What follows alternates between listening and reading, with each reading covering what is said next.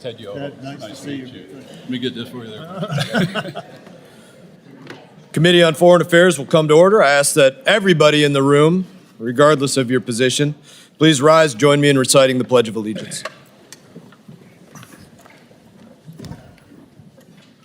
I pledge allegiance to the flag of the United States of America and to the republic for which it stands, one nation, under God, indivisible, with liberty and justice for all.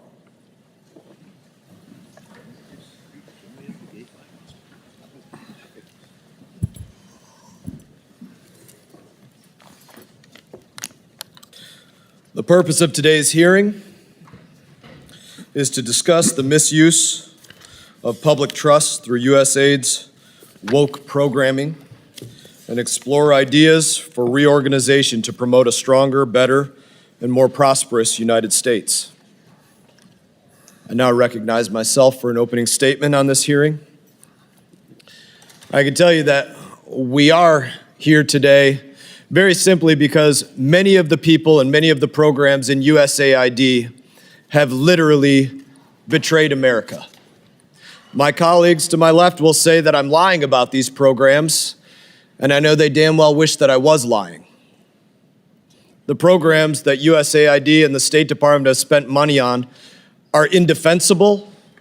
They hurt America standing around the globe, and I think the fact is clear that America would have been better off if your money had been simply thrown into a fireplace. Instead, the Biden administration spent it imposing their far left-wing ideology onto other nations. Under them, USAID spent $2 million for sex change surgeries in Guatemala, $22 million to increase tourism in Tunisia and Egypt. That's not life-saving.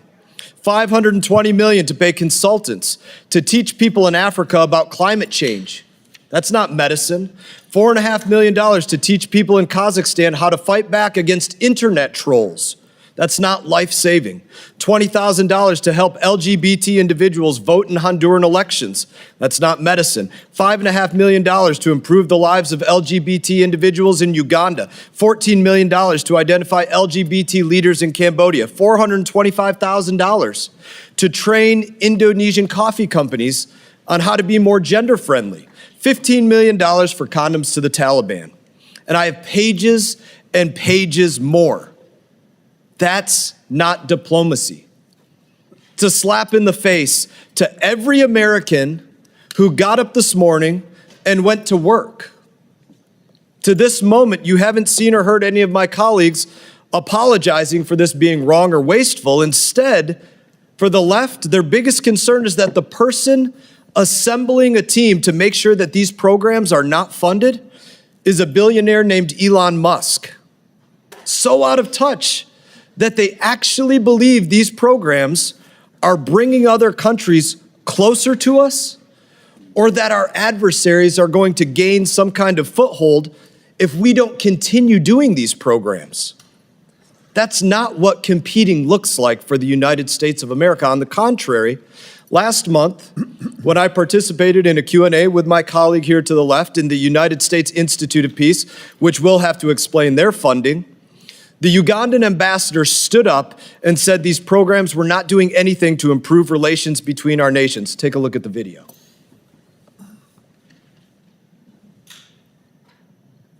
Maybe we'll get some audio on it.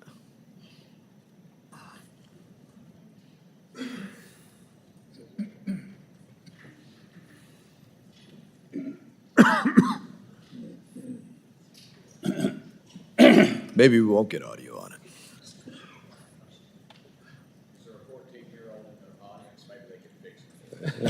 Or a 19-year-old, Mr. Burchett. Thank you. Maybe we won't do this video. But I have the video that shows exactly what the Ugandan ambassador was saying. And they were thanking us for not continuing these programs. That's what took place. And that's just one of the countless ambassadors that these programs will not continue, that they're going to come to an end. Yet my colleagues to the left are arguing for these programs to continue, arguing for the people who put these programs in place to go back to work, arguing that the agency that did this be allowed to continue wasting your money.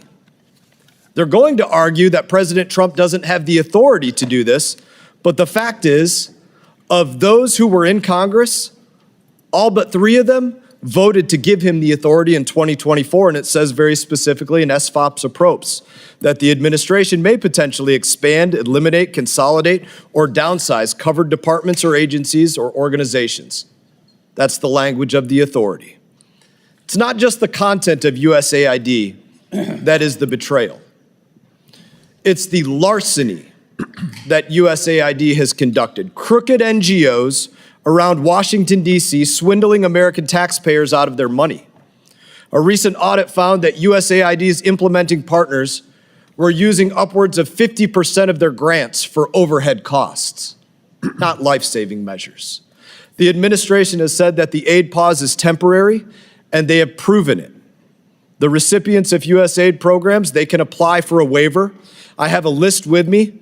Many have applied, many have been denied, and some have received waivers that actually proved their work was life-saving. Let me give a warning to my colleagues. It will be short-sighted of you if you turn a blind eye to USAID's betrayal and more broadly the betrayal within the State Department. Because we are going to bring in the people who put these programs in place. We are going to show to the American people exactly what they were doing. The videos, the documents, the everything, they are going to see it. Like $25,000 for a drag show seminar for Venezuelan migrants in Ecuador, and we are going to show you that video.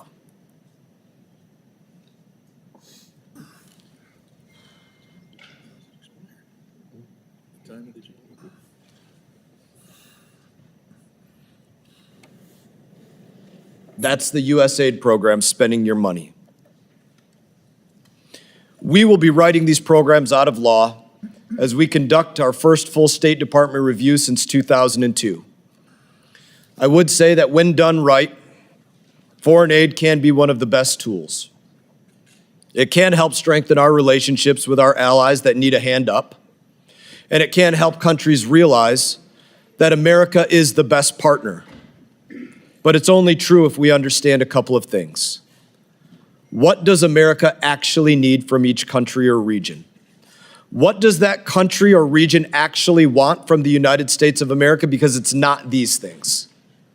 And it's only fair to Americans if we can prove that a dollar is better spent going abroad than staying in the pocket of an American who is right now hustling and grinding it out at work. And I now recognize my colleague, Ranking Member Gregory Meeks. I want to welcome our witnesses to our first full committee hearing this Congress. But I would be remiss if I didn't make clear my disappointment in the midst of the chaos created by the Trump administration's unlawful attempt to shutter USAID and pause foreign assistance funds.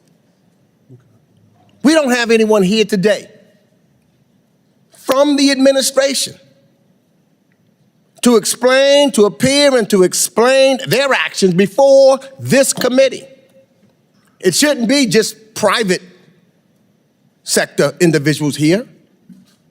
We are the oversight of the U.S. government, and we should have members from the State Department, the Secretary of State, Rubio, present. And my Democratic colleagues and I have asked the chairman to have a committee hearing with Secretary Rubio, and I urge that to be done as soon as possible. The American people deserve to have their elected representatives question the administration about the decision to shut down a government agency established in law by Congress. We don't have a king. We have a system. If the administration believes what they have done is legal and merited, They should be before Congress. They should be here. They should be talking to the American people directly. We should be summoning them here.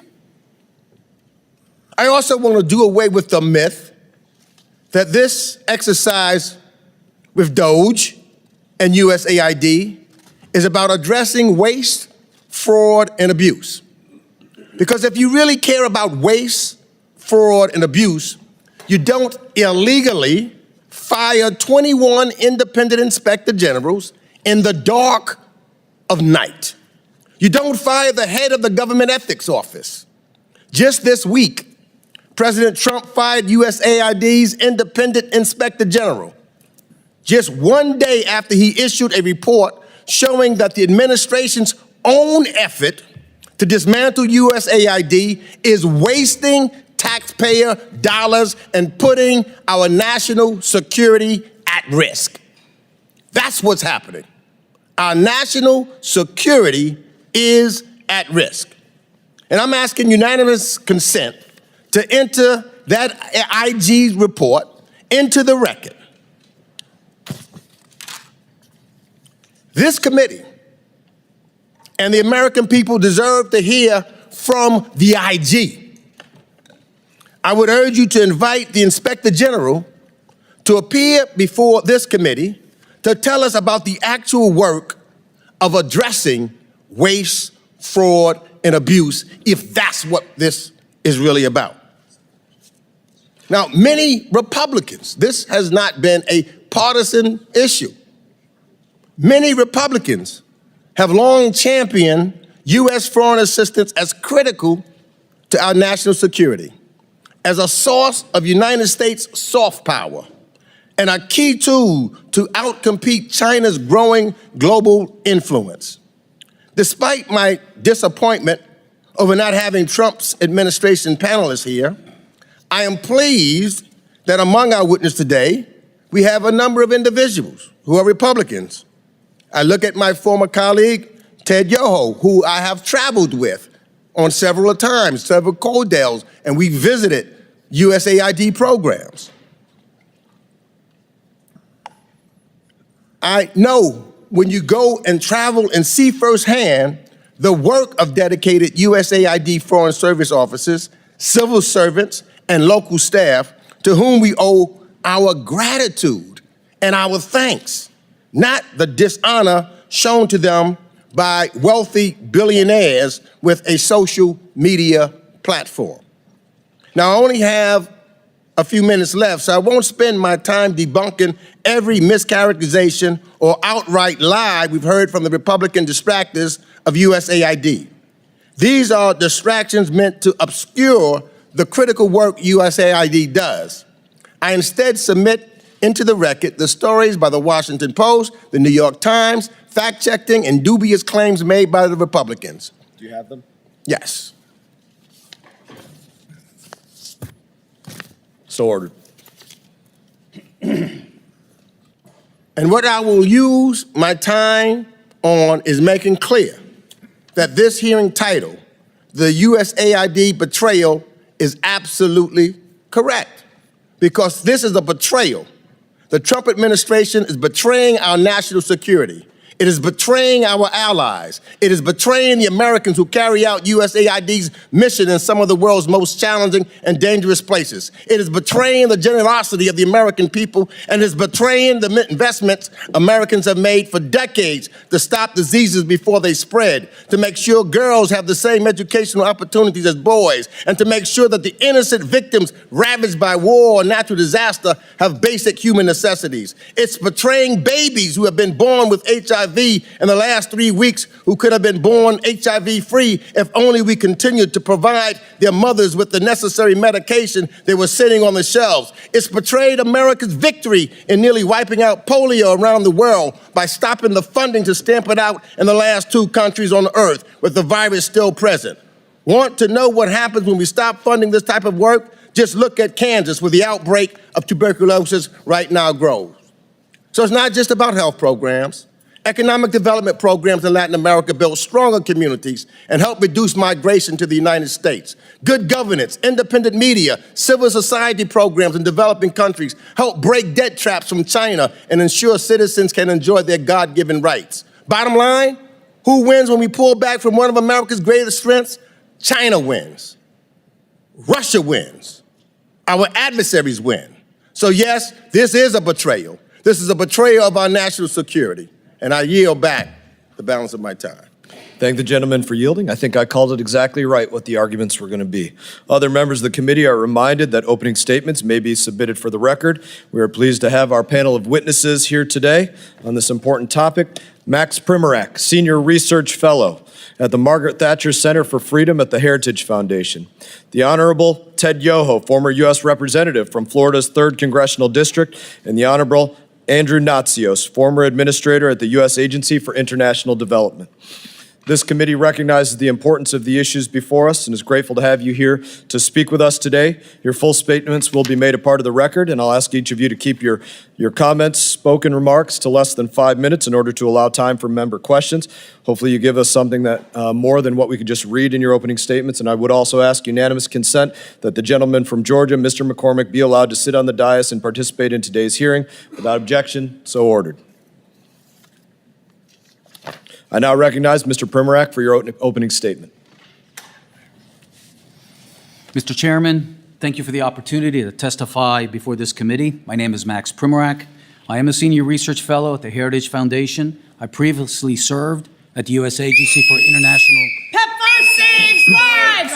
Restore AIDS funding now! PEPFAR saves lives! Restore AIDS funding now! PEPFAR saves lives!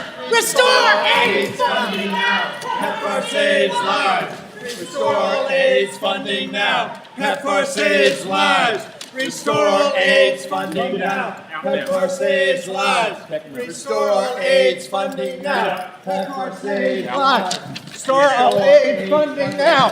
PEPFAR saves lives! Restore AIDS funding now! PEPFAR saves lives! Restore AIDS funding now!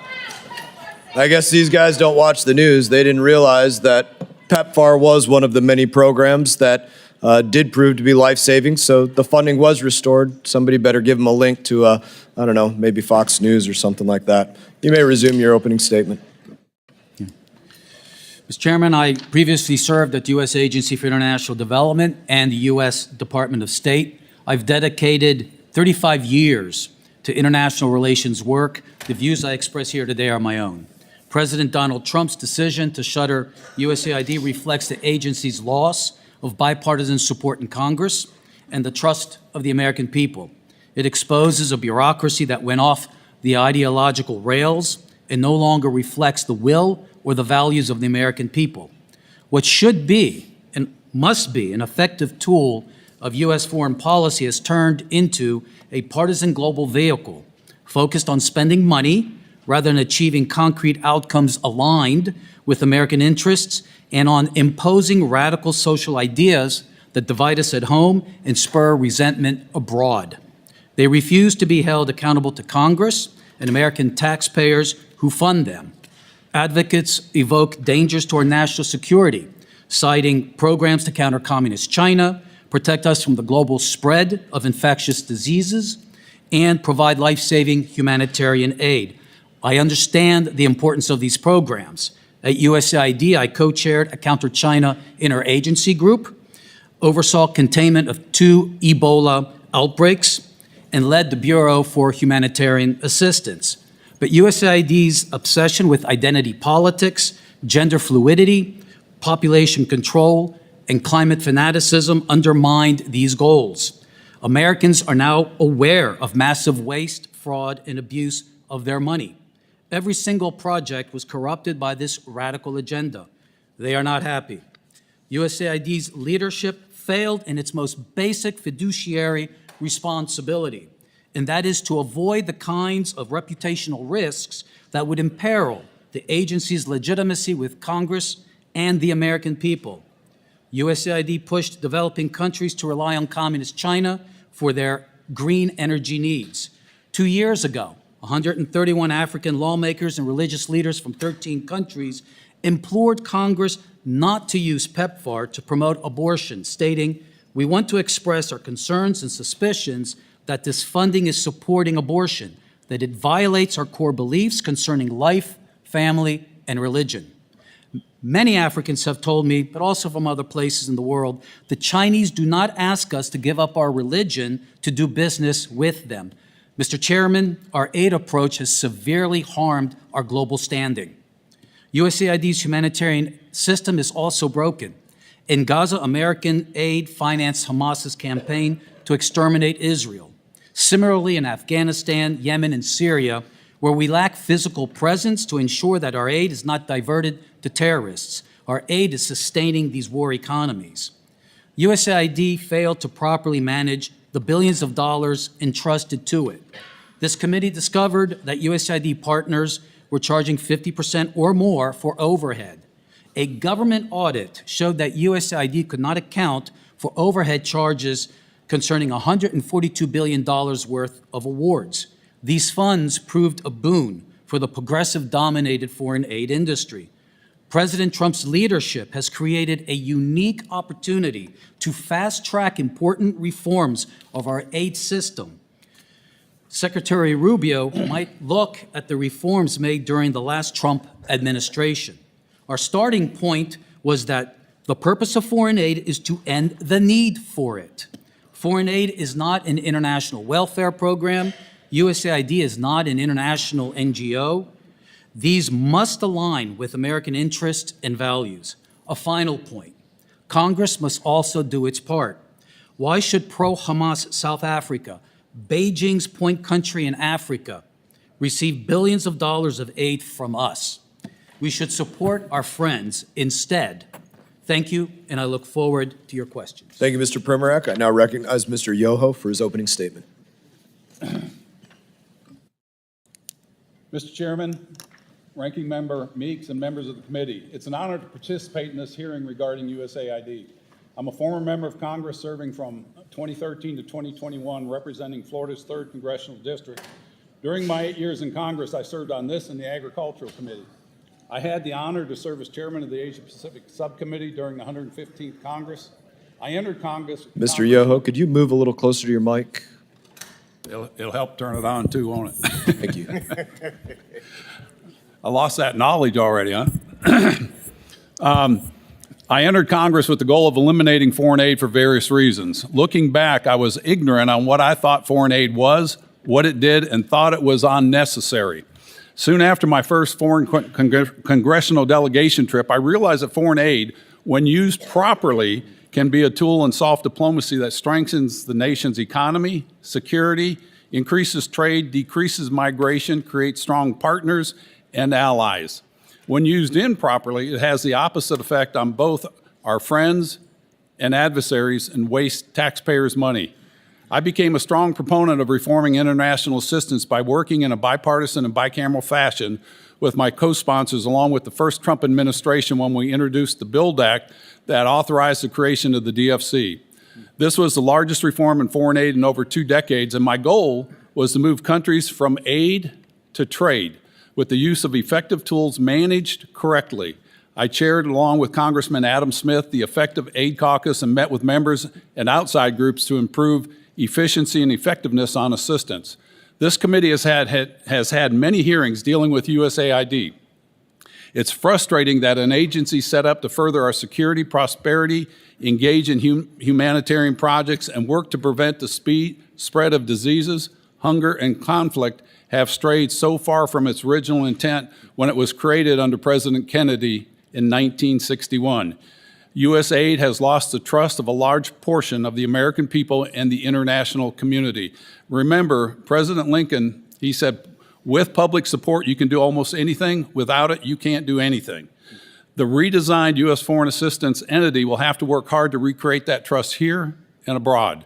Many new reforms are necessary in USAID. There are many ways reform can be performed. And many administrations, and as I heard here today, Congresses have acknowledged this, yet we did not act. The Trump administration acted, and there's a lot of angst and concerns about who has authority, how's it going to be done. Those debates will go on as long as people want to debate, criticize, and complain. President Trump and Secretary Rubio stated the objectives of international aid very clearly moving forward. Does it make America safer, stronger, and more prosperous? It'll serve the nation, our security, and economy, as well as developing nations and our allies to get new reforms in place as soon as possible. Not all aid is bad, nor is it all good. We should focus on those programs that are good and make them better and more effective. Programs that were misused and not aligned with the administration should be eliminated. Congress should look to support programs that have a proven track record of success, and there are many examples to look at, and I'll be happy to discuss those. Moving forward, I would recommend the Trump administration place aid into two categories. First, the hard infrastructure projects like road, water, energy, transportation. These are the projects that are necessary to build an economy in the recipient country so we can wean them off of aid. The U.S. government has instruments like the DFC, MCC, tasked with the heavy lifting in initial phases of a project by providing risk insurance, technical assistance, and expertise, and brings in outside investors and other nations' DFIs. Second, the humanitarian side of assistance via a repurposed USAID type entity working synergistically with the DFC and other USG agencies. Feed the Future, African Growth, and Opportunity Act are effective health and food security programs when implemented properly and generate much soft power goodwill. Unfortunately, if mismanaged, we lose credibility, money, and drive the affected nations to our adversaries. By pausing U.S. international assistance, a vacuum is created. China, Russia, or other are already moving in to fill those voids. The U.S. must quickly bring back the authorization, funding, and a knowledgeable workforce to implement those programs that align with the administration's goal. Does it make America safer, stronger, and more prosperous? One last point. By not being effectively present can be arguably worse than pausing a program. And all you have to do is look at South and Central America and look at how much we've ceded to China and their influence from Russia, China, and Iran. That has to be dealt with immediately. That's a national security threat. Mr. Chairman and members of the committee, I yield back my time and look forward to your questions. Thank you, Mr. Yoho. I now recognize Mr. Natsios for your opening statement. Thank you very much. I speak for myself today. I've been involved in humanitarian work and development work. Let's try that microphone one more time. Maybe pull it a little closer. Okay, how's that? Much better. Better, okay. I speak for myself today. I don't represent anyone. And I've been doing this work since 1989 when I joined the Bush administration, the first Bush administration, as the director of the Office of Foreign Disaster Assistance when the world order was collapsing. And our little office, along with the Food for Peace office, saved tens of millions of lives around the world, which they continued to do through the BHA Bureau, which is now much larger than it was when I was there. If you're upset about getting off course, so am I. But let's course correct, not course destroy. When I took over AID as the administrator in Bush 43, W's administration, in early 2001, I ordered my deputy to begin reviewing every single project, every single program in AID, line by line, and we eliminated 80 programs over a month. And we moved that cash back into the program because there was a cassava mosaic that was destroying the cassava crop in Uganda, Rwanda, Burundi, and Eastern Congo. There was a risk of a famine. And we got cuttings in, and we stopped the pandemic, the disease pandemic for the cassava. My point is, I eliminated a lot of philosophically offensive programs that a conservative administration would not tolerate. And when the Democrats took over, they moved the agency to the left. I moved it to the right. The Obama people actually said I was very right-wing. I was the most right-wing administrator in the history of the agency, and yet the career people followed what I wanted to do in the agency. We put heavy emphasis on economic growth, Some of the things you've criticized, sir, with all due respect, are economic growth programs that have been highly successful. 10% of the workforce in Egypt is from tourism. AID has properly invested $100 million over the years, and it's massively increased the number of jobs in Egypt. They are our ally. Don't we want people working instead of being unemployed? It is 12% of the GDP of Egypt, tourism. We call it development tourism. We do it in Lebanon, we do it in Tunisia, we've done it in Kosovo and in Bosnia, we've done it in Morocco, we do it all over the world. It brings in revenue and employs people. It's an economic growth project. I believe in economic growth. I believe in the private sector. I believe in free markets. That's what AID does. The notion that AID is some kind of a Marxist institution is absolutely ridiculous, okay? I know the career officers. I work with them. There is a career track called the private sector officers. And what do? They work with the business community. I started a program which the Democrats continued called the Global Development Alliance. We started it very early on, 2001. What it does is it matches AID money with corporate money to supply their supply chains. We do this all over the world. We're working with hundreds of American corporations.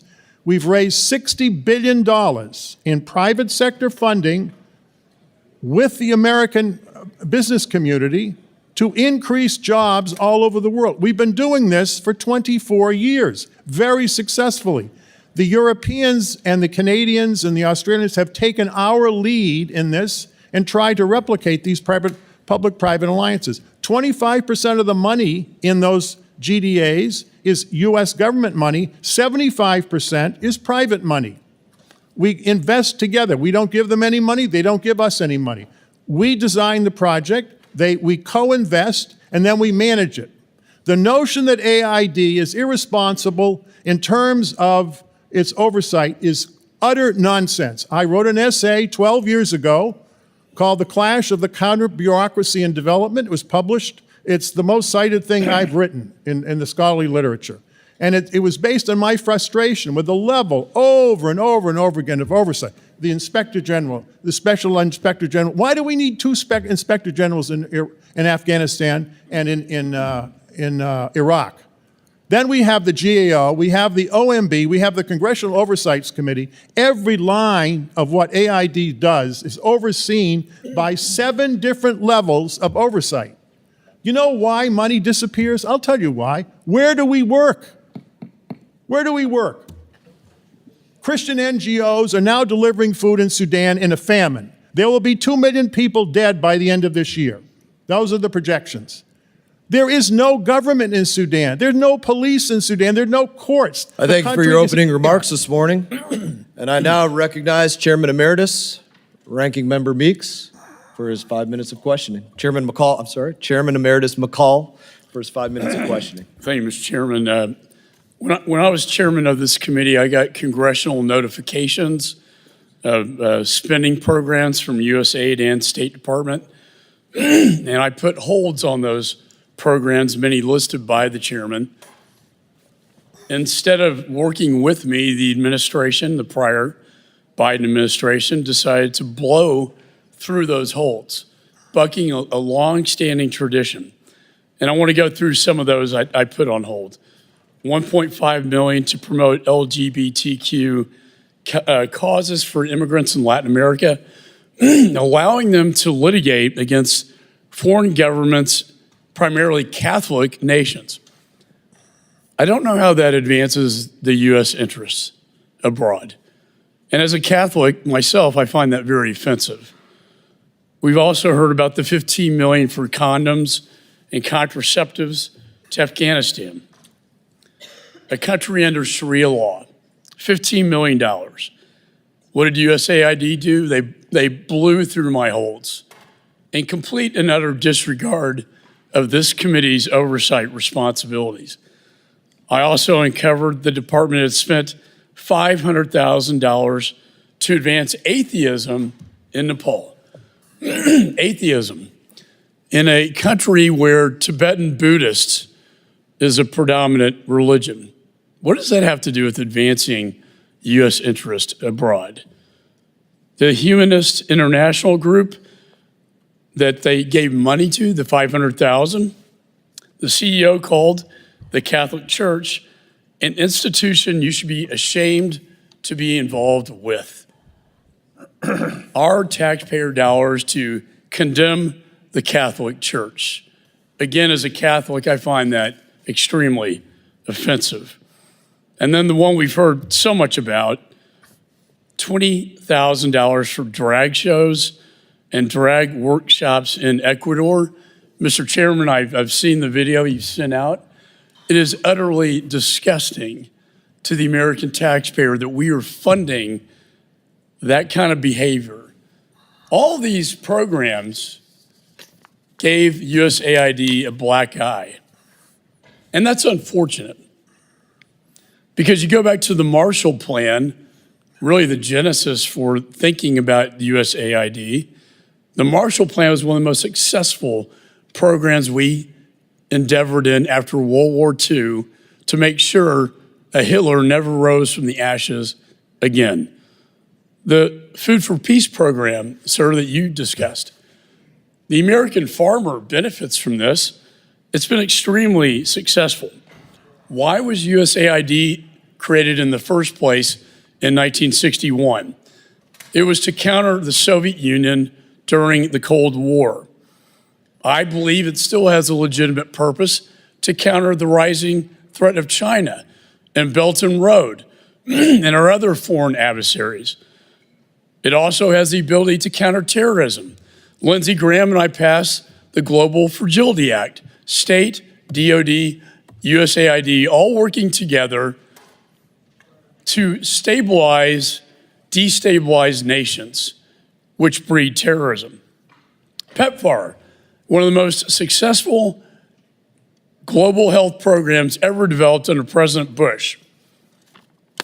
Yet all of this is called into question because of the irresponsibility of the Biden administration's woke agenda and policies. Mr. Yoho, we've been friends, we work together, colleagues. Your greatest legacy is the BUILD Act, and we need to reinforce that policy as well. But when you look at the core mission, all these programs need to go, and they will be gone.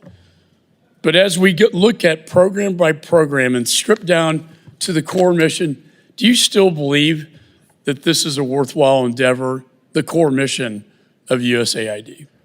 I do. I think what you see over a period of time is a mission creep. You know, these programs were designed with purity of purpose. This is what they're supposed to do. And when you get mission creep, you get these things that we're seeing, and they're indefensible, some of the programs that you guys mentioned. And that loses trust, like you said. And in business, what I've learned, and I think everybody can agree with this, people like to do business with people they know, they like, and they trust. If that's true with us on a business setting, it's the same in nations. If other nations know us, they like us, and they trust us, they're going to do business with us. And we've heard this over and over again. You know, it's been brought up by other leaders that... And can I just ask my time, Sure. Is it in our national security interest to maintain the core mission? And I would argue under the State Department for proper supervision. Yes, it is. And if we don't do that, we cede that leadership to other people. I now recognize Ranking Member Meeks for 5 minutes. Thank you. And I too am a chairman emeritus of this committee, and I can recall where President Trump, when he was the president, blew past some of my things that I wanted to hold. In fact, he's blown past some already in this term. So that's just the will of what presidents do at times in that regards. But in this instance, 93 missions, every one has been closed. Every one. That's not trying to fix something. That's destroying something. But let me just stop there, because one of the reasons why I asked Mr. Natsios to testify here, because he is a lifelong Republican, and he understands the insides and the outsides of running USAID. more so than anybody, no disrespect to anybody that's on this panel, he's the one that has done it. And I will admit, we don't agree on certain things. Democrats and Republicans don't agree. Some things that Republicans do that I believe is full of waste, destructive, but if they win the elections, they have a choice to try to move it in that direction. When Democrats win, what we stand for, we move in our direction. That's part of having a free democratic society. We're not Russia. So I want to put the politics aside for this discussion and ask Mr. Natsios, can you explain to the committee why you believe foreign assistance and the work of USAID, as you've done so, is so essential, and you feel so passionately enough about it that you did respond? Because I've seen administrators, Democrats and Republicans alike, who have worked at USAID alike, come out against closing USAID. Can you tell us that today? Well, let me tell you two stories. One story is my last month at AID. No one knew except my wife I was going to leave and teach at Georgetown. And this was December of 2005. And I always would get a briefing from the director of counterterrorism at the CIA. And he came in to see me and he said, Mr. Natsios, the chatter is you're coming and they're going to attempt to assassinate you. I said, who? He said, well, obviously the Taliban. I said, why are they going to assassinate me? Because you're the head of AID. They can't deal with AID. They can deal with the military. They just shoot each other. But they can't build health clinics. We built 400 health clinics. We got the child mortality rates and the maternal mortality rates down by 1/3. It took 7 years to do that, but we did it very successfully. And we opened schools. We published 90 million textbooks in the schools to get the kids back in school. And the Taliban can't deal with that. They're going to try, and we advise you not to go. I said, well, let me think about that. But if you do go, announce you've arrived as you're stepping on the plane to leave. I said, what? He said, announce when you're stepping on the plane to leave, announce you've arrived. So in other words, they won't know you're there. So I went, I decided to go, and nothing happened, and I did what he suggested.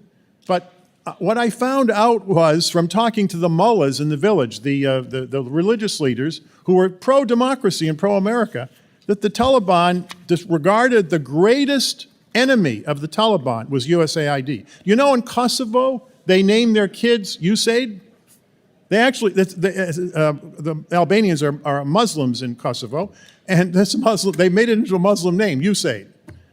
If you go to the refugee camps and displaced camps around the world, USAID is the image of the United States.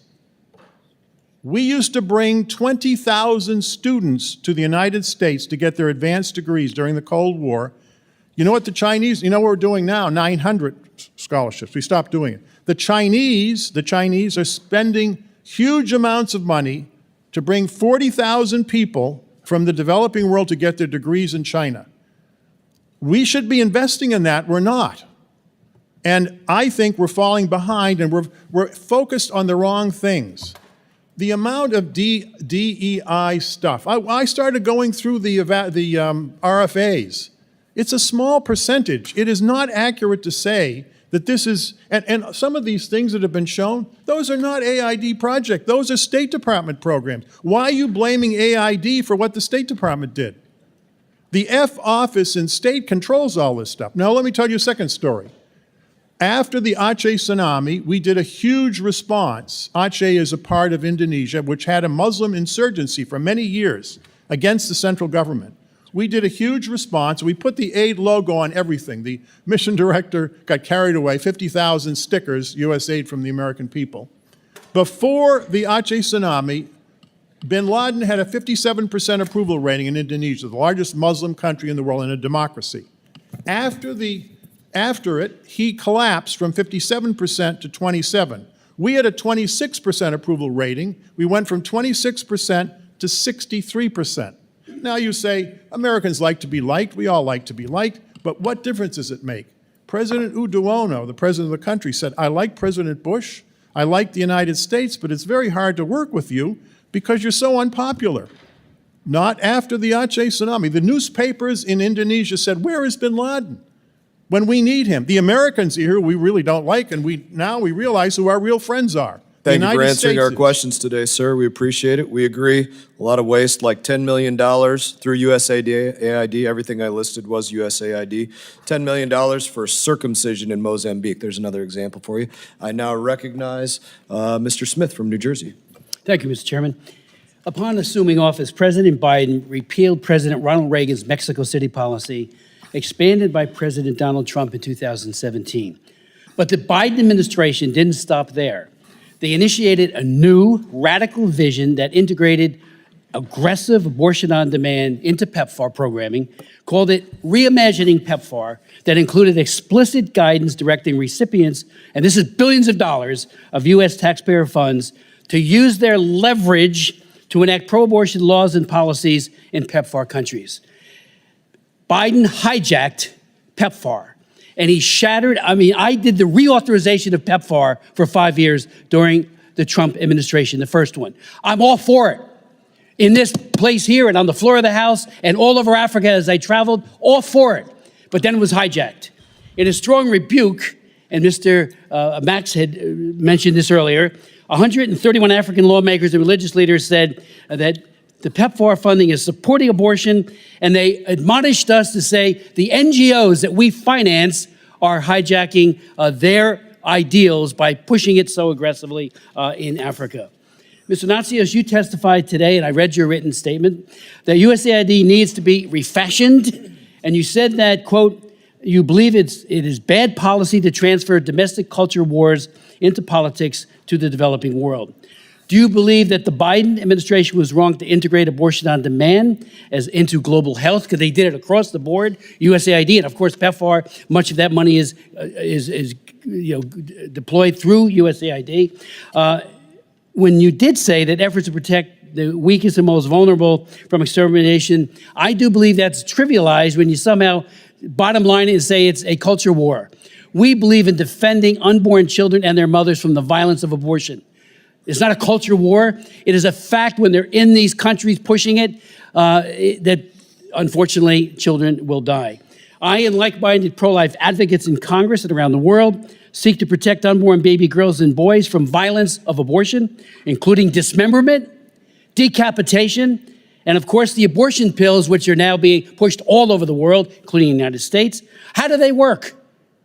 They starve the baby to death. That's how it works. So, I'm all for global, we did two bipartisan, I was the prime sponsor of it, Global Food Security Acts. I'm all for mitigating global hunger. But when you turn around and say to an entire segment of humanity, unborn children, we're going to starve you to death through these abortion pills, to me, that's unconscionable. So do you agree that pro-abortion NGOs should continue to be empowered and subsidized with billions of dollars each year by the American taxpayer to promote abortion with the goal of changing pro-life laws in these nations? And I would ask all three of our witnesses. Congressman, you can check my voting record in Massachusetts. I 100%, and in Massachusetts, this is in Massachusetts, I had 100% pro-life voting record for 12 years in the House. Right. So my position is very clear, and I took a lot of heat from the feminist groups in Massachusetts, and my views have not changed. I called you once because we found them doing vaginal scraping in Bangladesh in a remote village, and the mission director called me immediately. He said, we discovered this, we put a stop to it, Andrew, because if you do that and the woman is pregnant, the child dies, okay? And you're supposed to check before you do it. They weren't trained properly. They weren't doing it maliciously. They just didn't understand because they weren't trained properly. We fixed it very quietly. I called you up and told you what happened. We were being transparent about it. Other than that, that's the only violation we had in the 5 years that I was aid administrator. The career people will do what they're told to do. I am appalled at what you're telling me that they have done. And by dragging AID into these culture wars, the Biden administration has undermined the need for bipartisan support for AID. We cannot tolerate in an agency with programs all over the world a war between parties, which I'm seeing right now, In my view, it's a failure. All of the things I did at AID, I tried to do it in a way that would not alienate the Democratic Party when I left. If you look before they took apart the agency, everything I created is still there, was still there. They left it in place. Thank you. I'm almost out of time. The other two distinguished witnesses. Thank you, Andrew. Congressman, everything that we did during the first Trump administration, and I had these senior positions, we worked very hard to make sure that everything that we did had bipartisan support. What I've seen with the last administration is actually breaking the law, because you're not supposed to. By law, you're not supposed to. And I think the PEPFAR coordinator has stressed that point. But when you fund International Planned Parenthood, when you fund UN agencies that openly promote it, and when the Africans themselves tell you it's happening, then the law is being broken. I hope that the second Trump administration pursues the pro-life policies that it had in the first one, but also to include humanitarian assistance. Thank you. When we set these policies forward, it's going to behoove all of us, and this is hard to do. These policies should be what's best for America. If it's best for America, it's going to be best for the rest of the world. And those policies are based on our beliefs as a nation. If we're a Christian nation, as we always talk about, that's the right thing to do. And I think we need to stay that way. And the hard part is, with us in this body, we have to keep the checks on that. If not, it goes away. I yield back. Thank you, Mr. Chairman. Thank you, and I'm glad to hear the conversation about university spending as well, because there's a lot of that within USAID also. $42 million for Johns Hopkins to research and drive social behavior, and $250,000 for FIU for DEI training, and $244,000 for Stanford to do leadership training, not life-saving programs. I now recognize Mr. Sherman from California. Foreign aid is a good thing.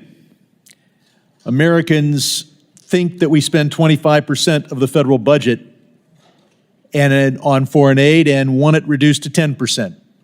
But the fact is, it's way less than 1%. It helps us challenge China in the world. It reduces not only hunger, but migration to our borders. And it helps us fight communicable diseases over there before they mutate and come here, and that's why Ronald Reagan recognized the importance of foreign aid. Mr. Chairman, my fear, because I've been here for a long time, when I got here, it wasn't just Democrats against Republicans, it was the legislative branch against the executive branch. And we need to play that role, and as the ranking member points out, we need to have government witnesses here so we can talk about the future rather than just be a cheering squad for the executive branch. But I want to bring to your attention, Mr. Chairman, an action taken by the State Department today that was too woke for Sherman. They announced that they're going to spend $400 million on zero greenhouse gas emitting armored cars. That's right, electric armored cars, $400 million to replace perfectly good gas-driven armored cars. They said they were going to be Tesla Cybertruck armored cars. This administration will get too woke for Sherman if it helps the shareholders of the Tesla automobile. There have been a number of falsehoods stated. The biggest one is the $50 million for Gaza condoms. Musk admitted that it was just completely false. He apologized. So that Doge made a mistake. Are we going to terminate Doge? Well, I'd like to, but we're going to terminate Doge because it made one mistake? No. You identify mistakes that are a lot less than $50 million, people want to terminate USAID. Musk statement he should be apologizing for and publicizing, because the truth has a tough time catching up with the falsehood. But let's go through a few others. We're told that there's $6 million to fund tourism in Egypt. Mr. Natsios, you would demonstrate how that's a good program. We should give credit to Donald Trump for that program. He started it under his first administration. Now it's being attacked. We're told that circumcision is terrible. It's a very cheap operation. It's only done voluntarily. It's been done by Democratic and Republican administrations, including Trump. Why? Because it's a 60% reduction in the risk of female-to-male transmission of HIV. We were told that USAID was spending $80 million on subscriptions to Politico. No, the entire executive branch was doing that. But you know who else spends money on Politico? Republicans in Congress who spend $800,000 of their office budget on Politico. And Mr. Chairman, you didn't spend any money on Politico. Like me, you spent your money on on Bloomberg, as do I. Of course, Michael Waltz spent his money, over $8,000 on Politico just for his own office. The list goes on and on. But we are told that there's waivers for all this. Well, PEPFAR has been allowed to work, but they haven't had no access to funds. But what doesn't get a waiver is democracy programs, and we need democracy in Iran. Education programs and economic development. So it's okay under Trump to give a hungry man a fish, but it's illegal to spend $1 to teach him to fish or to tell him how to get a fishing pole. And under that, we'll be feeding hungry Egyptians forever because they won't have the tourism so that they can buy their food on the world market. We need education, we need democracy, we need economic development. Finally, there's a sad incident. 71-year-old Pei Kao Lau. She was able to survive and flee from Myanmar to Thailand. She was in a camp with over 10,000 people. They cut off the money and they cut off her oxygen, and she died. And no future waiver is going to bring her back to life. Mr. Chairman, I ask that this committee take a minute of silence to remember Pei Kao Lau.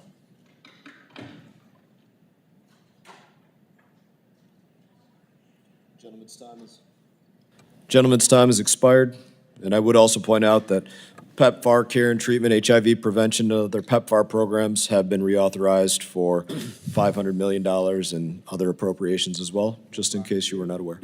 We now recognize Mr. Wilson, Mr. South Chairman. Carolina. Mr. Wilson is recognized. Thank you very much, Chairman Brian Mast, and thank you for your leadership on this very important hearing. In the past, I have supported the very inspiring messages and missions of American outreach. I have, though, sounded the alarm for abuse and wasteful spending in aid programs, sadly, for years. We've routinely seen aid diverted to dictators such as Assad of Syria and oppressing the very people it was meant to help. The Biden administration insanely provided and funded woke, deranged depravity in Syria instead of trying to help the people, and the UN delivered aid through the regime itself to the people as they were being slaughtered by Bashar al-Assad.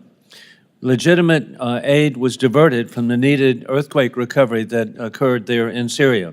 Fortunately, Assad is now removed by the people of Syria, and he is in hiding, of course, in the appropriate location, Moscow, with war criminal Putin. Another example, Mr. Primorac, is the tragic example of dictator diversion, and that is in Tunisia. Once a shining success of the Arab Spring and partner in North America, it's now been turned into a full-blown dictatorship by Kais Saied. While Millennium Challenge Corporation rightfully suspended aid, USAID sent $30 million to cover unclear programs while the dictator has corrupted the economy, destroying jobs. What can be done to stop propping dictators and also aid being diverted, as you correctly identified, even to terrorists themselves? Mr. Primorac? Yes, sir. I'm not familiar with the situation in Tunisia, but this happens a lot. I think there's a lot of goodwill in these programs. There's a lot of good programs overall, but the problem is that very often these things just go on year after year after year, and though there's no changes, we're actually propping up bad regimes and socialism. I was in Mozambique in October for the elections there. We have a Marxist-Leninist regime. They stole the election. We're spending $1 billion, $500 million to $1 billion a year, and then what happens? There's no reform. We're supporting socialism, and the government just 2 months before we came there provided their port in order to allow the Chinese Navy to project their power into the Western Indian Ocean. So there has to be a much better affinity between what we do on the development aid side and the diplomacy, where we put our ambassadors on the hook to make sure these things don't happen. Thank you. And indeed, we've seen in the Republic of Georgia, the corrupted election of October, where the legitimate president, Salome Zurishvili, has been replaced by a Georgian dream, which, as you identify, ports. Indeed, the Chinese Communist Party has taken over the port there in Georgia on the Black Sea. And simultaneously, the Georgian Dream dictatorship in Tbilisi has reached out to work closely with Tehran at the same time as Tehran has sent assassins to murder Donald Trump. With that in mind, thank goodness we have good people like our Congressional alumnus, Ted Yoho, here. And so, Ted, delivery mechanisms for aid have been co-opted by enemies of the United States running the UN. Fortunately, President Trump has appointed Elise Stefanik as the UN ambassador in the tradition of Ambassador Nikki Haley, who will stand firm for America first.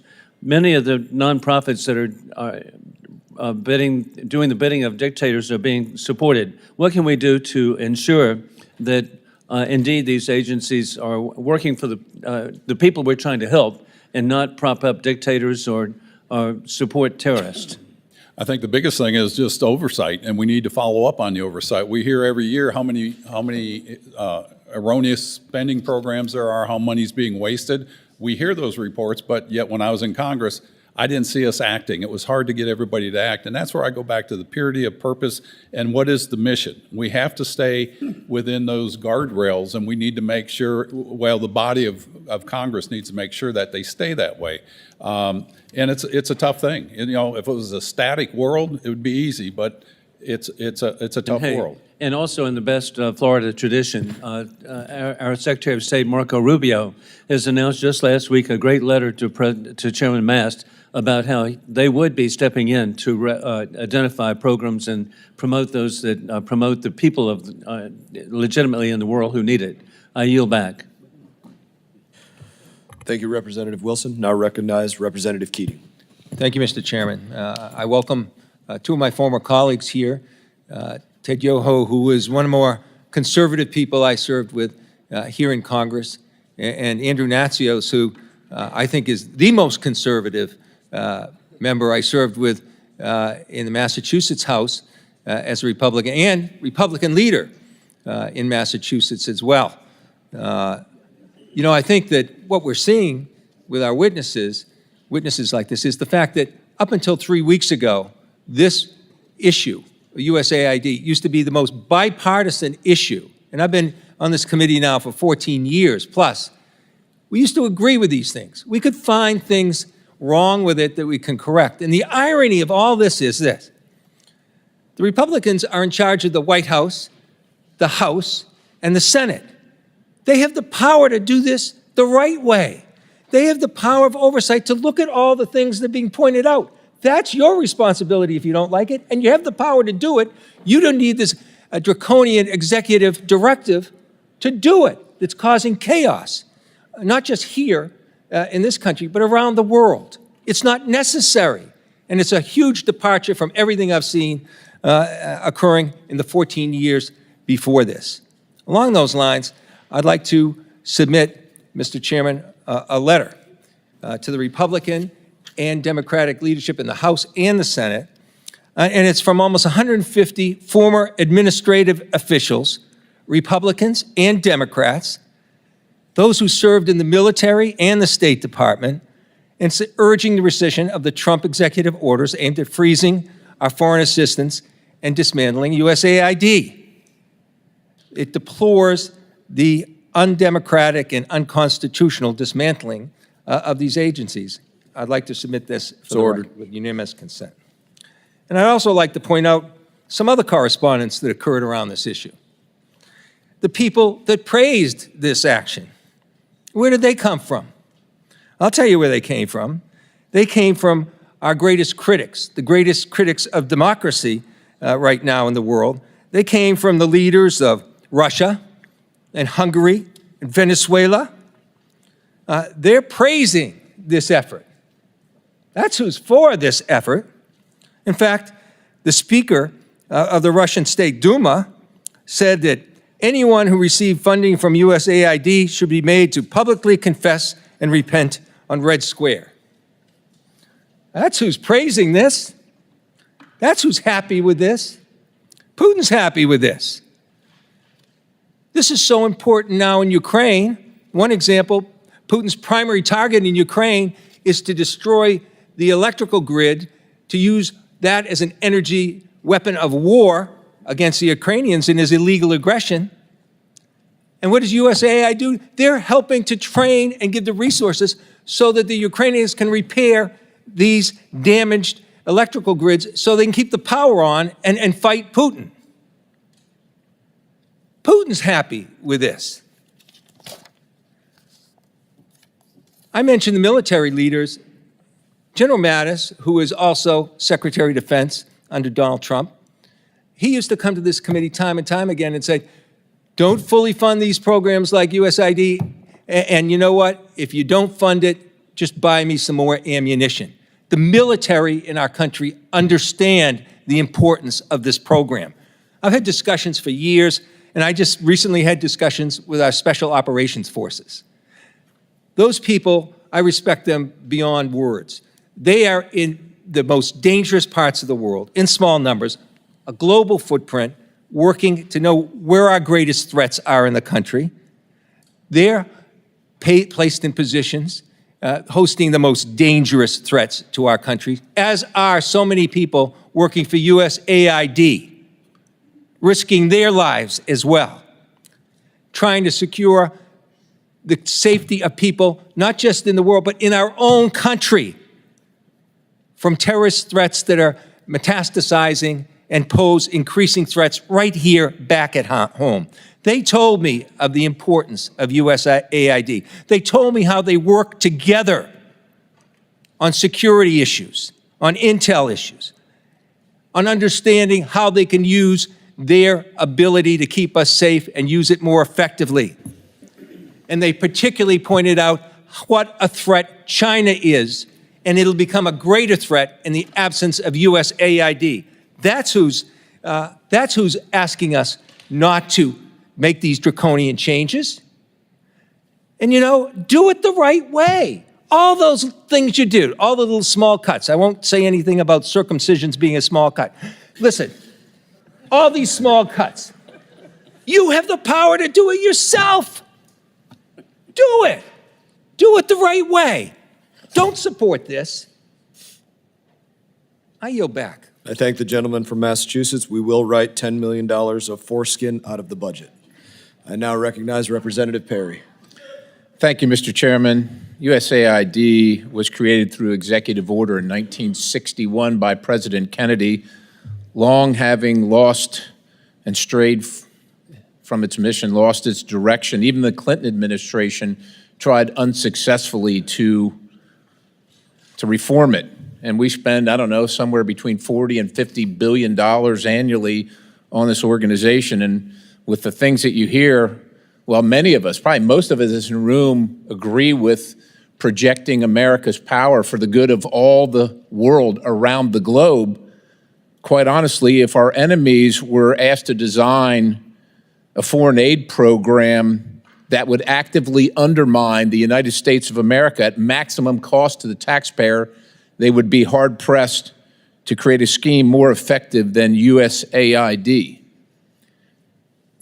That's shocking to say, but I just, it's, look, let's just go to a couple things here. We left Afghanistan, and I'll just I'll characterize it as left in August of 2021. August of 2021. So the Taliban's in charge. Taliban threatens the lives of the NGO personnel distributing USAID. They claim credit for USAID distribution. They interfere with the distribution of USAID aid. They tax the beneficiary of the aid. They tax the delivery service. They steal the food commodities. They divert the funds. They extort citizens for protection for USAID aid. They create sham procurement schemes, and they threaten the lives of those who oppose those schemes. Now, that all occurred before August of 2021, when we were there. When we were there. Now, you know, you don't have to be a rocket scientist. You could just read the Taliban is classified, and if you don't know, the Taliban's in charge of Afghanistan. They're classified as a specially designated global terrorist organization by OFAC. So post-2021, so this is last year, 2024, we spent $697 million of the taxpayers' dollars in Afghanistan, including $534,719,000 in change from USAID in Afghanistan. I don't know what we think we're going to change in Afghanistan. We lost 22,000, lost or wounded 22,500 Americans in Afghanistan over the course of our term there in the war, spending over $2 trillion. We're just going to keep on spending because somehow we think it's going to get better. And if you're wondering who's in charge of Afghanistan getting the money, and that money I just mentioned, the $697 million is on top of, and is in addition to the weekly to every 10-day shipments in cash of $40 to $80 million. Afghanistan is ruled by folks named Sarajuddin Haqqani. The Haqqani network mean anything to anybody in the room? How about Abdullah bin Laden, who gets some of that money? Does that name ring a bell to anybody in the room? Because your money, $697 million annually, plus the shipments of cash funds madrasas, ISIS, Al-Qaeda, Boko Haram, ISIS Khorasan, terrorist training camps. That's what it's funding. If you think that the program under Operation Enduring Sentinel, entitled Women's Scholarship Endowment, which receives $60 million annually, or the Young Women Lead, which gets about $5 million annually, is going to women who, by the way, if you read the Inspector General's report, is telling you that the Taliban does not allow women to speak in public. Yet somehow you're believing, and American people are supposed to believe, that this money is going for the betterment of the women in Afghanistan. It is not. You are funding terrorism, and it's coming through USAID. And it's not just Afghanistan, because Pakistan's right next door. USAID spent $840 million in the last 20 years on Pakistan's education-related program. It includes $136 million to build 120 schools, of which there is zero evidence that any of them were built. Why would there be any evidence? The Inspector General can't get in to see them. But you know what? We doubled down and spent $20 million from USAID to create educational television programs for children unable to attend the physical school. Yeah, they can't attend it because it doesn't exist. You paid for it. Somebody else got the money. You are paying for terrorism. This has got to end. I yield, Mr. Chairman. Thank you, Mr. Perry. In addition, we don't even have an embassy in Afghanistan. Chair now recognizes the representative from California, Mr. Barra. Thank you, Mr. Chairman. I want to start off by, I know a lot of USAID workers, former workers, alumni are watching this hearing. I want to thank them for their work. They're patriotic Americans. They're out there, they're doing God's work, helping save lives and everything else. And I'm sorry that you guys are caught up in this. So I want to appreciate this on behalf of the United States of America. You guys are patriotic Americans. I've visited with a lot of these folks. I travel a lot, gone into refugee camps, and have seen what they do in terms of life-saving stuff. And again, it's super important work that they do. It represents the best of American values, and it is really sad to see these folks get thrown under the bus. When we talk about stronger, better, more prosperous, I think we're all in favor of that. We're all in favor of working together. Mr. Chairman, Congressman Yoho's my classmate, and he may have been more conservative than you when he got to Congress. Ted, you and I traveled, I think, on your first trip abroad. We went out and saw some of these USAID projects. I watched you over time, become the champion of the BUILD Act, a champion of reforms, and we've continued to stay in touch. Now, what saddens me about this whole approach, now I'm not going to talk about Elon Musk. I'm not surprised by how he's approaching things, but this isn't Twitter. I don't want a 21-year-old tech bro going through deciding which programs we should continue and not continue. Mr. Chairman, I want us to work and do that work. We can go line by line, or we could hire Mr. Yoho to go through line by line and say, hey, here's the programs that make sense, here's the ones that don't. But that's our job. That's what we're supposed to be doing. That's our oversight. I don't want that 21-year-old tech bro, probably has never traveled anywhere, has no passport, doing our job. Let's do this work together. And I'm not here to defend every USAID program, but I do believe it serves a really important purpose for our values. We've read Heritage Foundation reports. I worry about what's happening in the Pacific Islands. They put out a good report. We've met with them. We're ceding our influence there. We're already seeing China step in and take things over. We're watching it in Cambodia and Southeast Asia. Programs that are good programs like demining, China has stepped in, it's front page news. Let's not shut everything down. Let's make necessary reforms. Let's, as Congressman Yoho said, let's focus on humanitarian aid, let's focus on development, and let's look at the programs that do this. For the American people, the most successful development program in the history of the world was the Marshall Plan. That was us. That was the United States of America rebuilding Europe, creating stable democracies, preventing war, lifting hundreds of millions of people out of poverty. That was us. We can do this, and we can do it better and smarter and not betray our values as Americans. But we should do this. This is Congress's job. It's not someone else's job. And I'm willing to work with you to figure out what programs make sense. Let's write a foreign aid authorization bill. But let's do it in a smart way. Let's get former administrators in here. Let's us do the work, Democrats and Republicans, to rebuild a better, stronger, more prosperous USAID. Congressman Yoho, we're friends, and we've stayed in touch over the years. I appreciate the BUILD Act. That was bipartisan, and your leadership there. I am a little bit worried because I've heard President Trump talk about creating a sovereign wealth fund, perhaps making that DFC's mission. Will you actually talk about the difference between DFC and sovereign wealth fund? What I see is the DFC was designed for a specific purpose when we put it together. We wanted to move countries from aid to trade. That was our big thing. And I won't go into why I came up with that. We were on a Codell over in the DRC. And if they want to create a sovereign wealth fund, I think they should do that separately. And I think there was an executive order, in fact, to do that, which is good because if you put it in the DFC, it starts clouding the mission.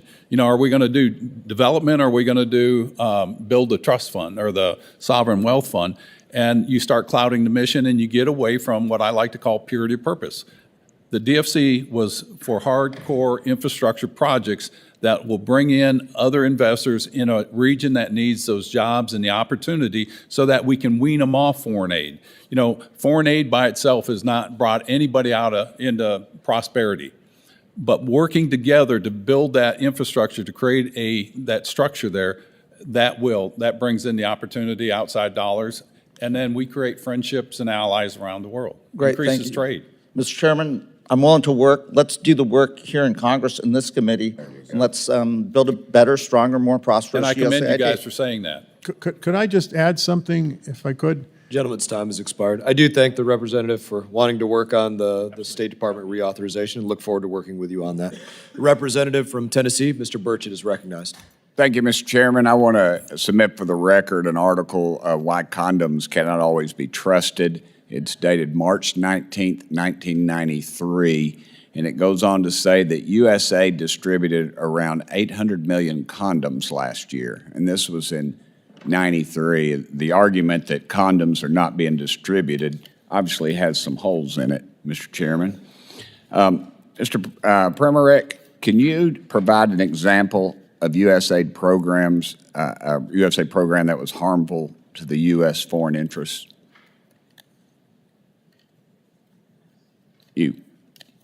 I probably didn't say your name right. I've said No, it. that's okay, Congressman. Thank you. Nobody Yeah, gets, I think this Jonathan is- Jackson still doesn't get Burchett right, so we're good.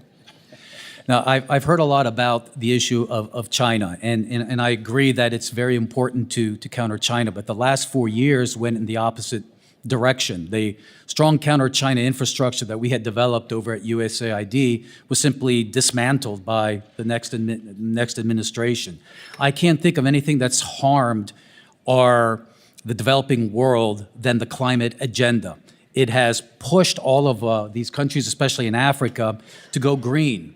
Solar, wind, EV, who produces all of those materials? It's China.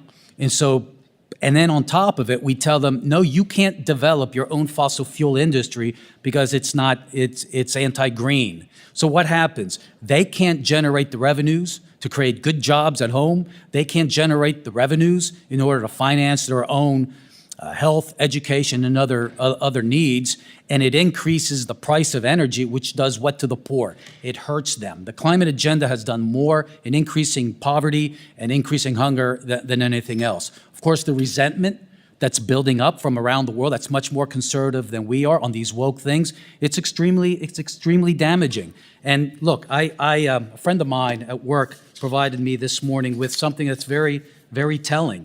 Of the 19 of the top 20 countries receiving aid from USAID are part of the Belt and Road Initiative that China runs. Sure. I mean, this is showing that our efforts are not working. And I agree with Congressman Yoho and Administrator Natsios that the developing world, they want more trade, they want more investment. I don't care if you're speaking to government officials, business leaders, religious leaders.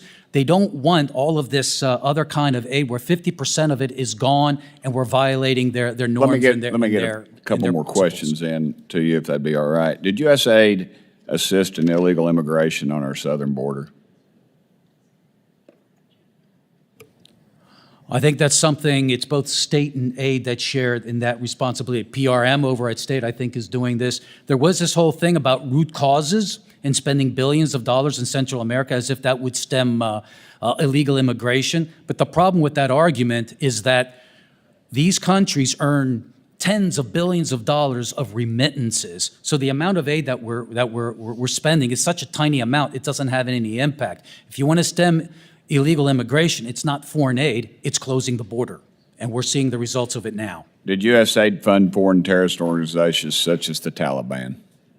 You know, when I launched and led the Bureau for Humanitarian Assistance, we had an internal risk assessment tool, and I pushed it immediately into red because we were sending money in places where we didn't have an actual presence. In a place like Afghanistan, we're not there. All of the international NGOs that we worked through, they left, and the Afghans that had worked for us, they fled or were killed. So we have absolutely no idea what's happening with that money, but it's being spent. Before I left as the COO, I put in a very tough vetting requirement that anybody who touches the money must go through our databases to see whether or not these are terrorists. But the next administration just removed it. So I think we can safely conclude that we are. Those groups will hate us for free. Ted, does Congress authorize the spending for every individual USAID program? And that's to say, did Congress approve the $20,000 for the drag show in Ecuador or the $47,000 for a transgender opera in Colombia? No, they don't. It goes, again, those things happen without the oversight. And it's hard to do oversight when you have a big organization like that. And that's why, again, you have to have the purity of purpose, and we have to be diligent when I was in Congress to be the ones that say, we're not spending this money. Thank you. But those two projects are State Department projects. They're not USAID projects. That is inaccurate, sir. Did I say that? I didn't say that, sir, but thank you for putting words in my mouth. I would like to submit this article for the record, Mr. Chairman. So ordered. Gentleman's time has expired, and I'd add, they don't just happen whether we authorize or deauthorize. They happen because of bad people in USAID or the State Department that put these forward programs. You don't belong there if you're putting these programs forward, and their time at those agencies will come to an end. I now recognize the representative from California, Ms. Jacobs. Thank you, Mr. Chairman. First of all, a question for my colleagues. I know all of us probably remember Ebola from the 2014 outbreak that President Trump, a private citizen at the time, was particularly outspoken about and terrified of. For those of you who don't remember, Ebola is a disease that has about a 41% fatality rate, no vaccine, no treatment. It causes vomiting, muscle pain, and hemorrhagic bleeding. Pretty bad. I'd like all of my colleagues, please raise your hand if you would like Ebola in the United States. No one? You say your question again? Would you like Ebola in the United States? I'm glad the Trump administration approved Ebola response in Yes, their waivers. on that point, I ask for unanimous consent to enter into the record a New York Times article, Life-Saving Aid Remains Halted Worldwide Despite Rubio's Promise. So ordered, but it's not if you want to see the list. And on Tuesday, Elon Musk, the billionaire tech entrepreneur empowered by President Trump to combat the agency, I'm quoting the article now, told reporters in the Oval Office that the administration had turned on funding for Ebola prevention and for HIV prevention. But in reality, again, quoting this article, the Ebola funding and virtually all of the HIV prevention funding remains frozen, according to USAID employees and several aid groups. And that is because the payment system called Phoenix that USAID relies on to disperse financial assistance has been inaccessible for weeks. So as you may know, Mr. Natsios, the outbreak of diseases, infectious diseases, is one of the big things that USAID helps to prevent, which is why I think we all should be so horrified that because of Elon Musk's illegal takeover of USAID, USAID is no longer able to screen travelers at airports leaving Uganda, where there is currently an Ebola outbreak that Americans have already been infected by. Mr. Natsios, you led USAID, correct? Do you think stopping the screening of travelers makes America more or less safe? It makes us less safe, but I would add that there is, over the last 30 years, we built a system in 90 southern countries for monitoring all infectious diseases, and that's the early warning system. So if an outbreak of any disease takes place, we know about it.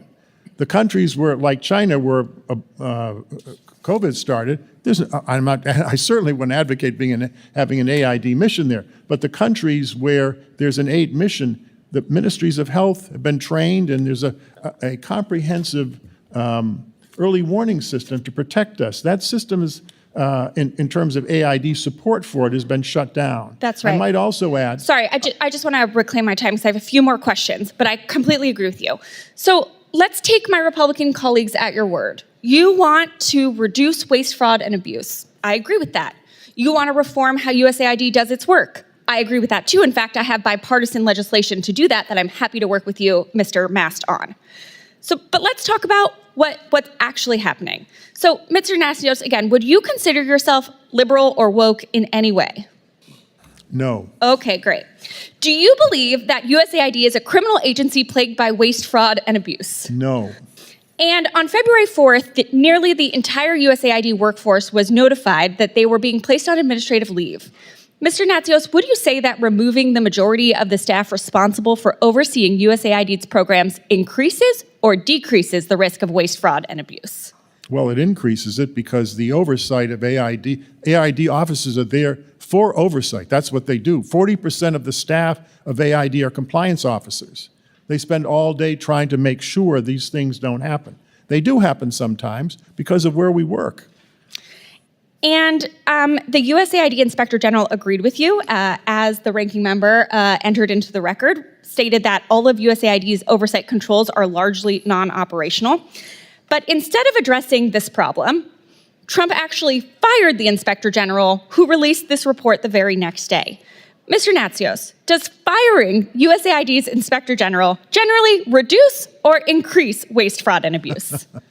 Well, Congresswoman, I'm trying to stay out of the vitriol here, but the Inspector General is there to investigate abuse. And let me tell you how it works. People think that they watch us and then they find this stuff and then they arrest us and all. That's not how it works. The 80% of the investigations done by aid are initiated by aid compliance officers who call the IG and say there's a problem, you need to come in here and fix it.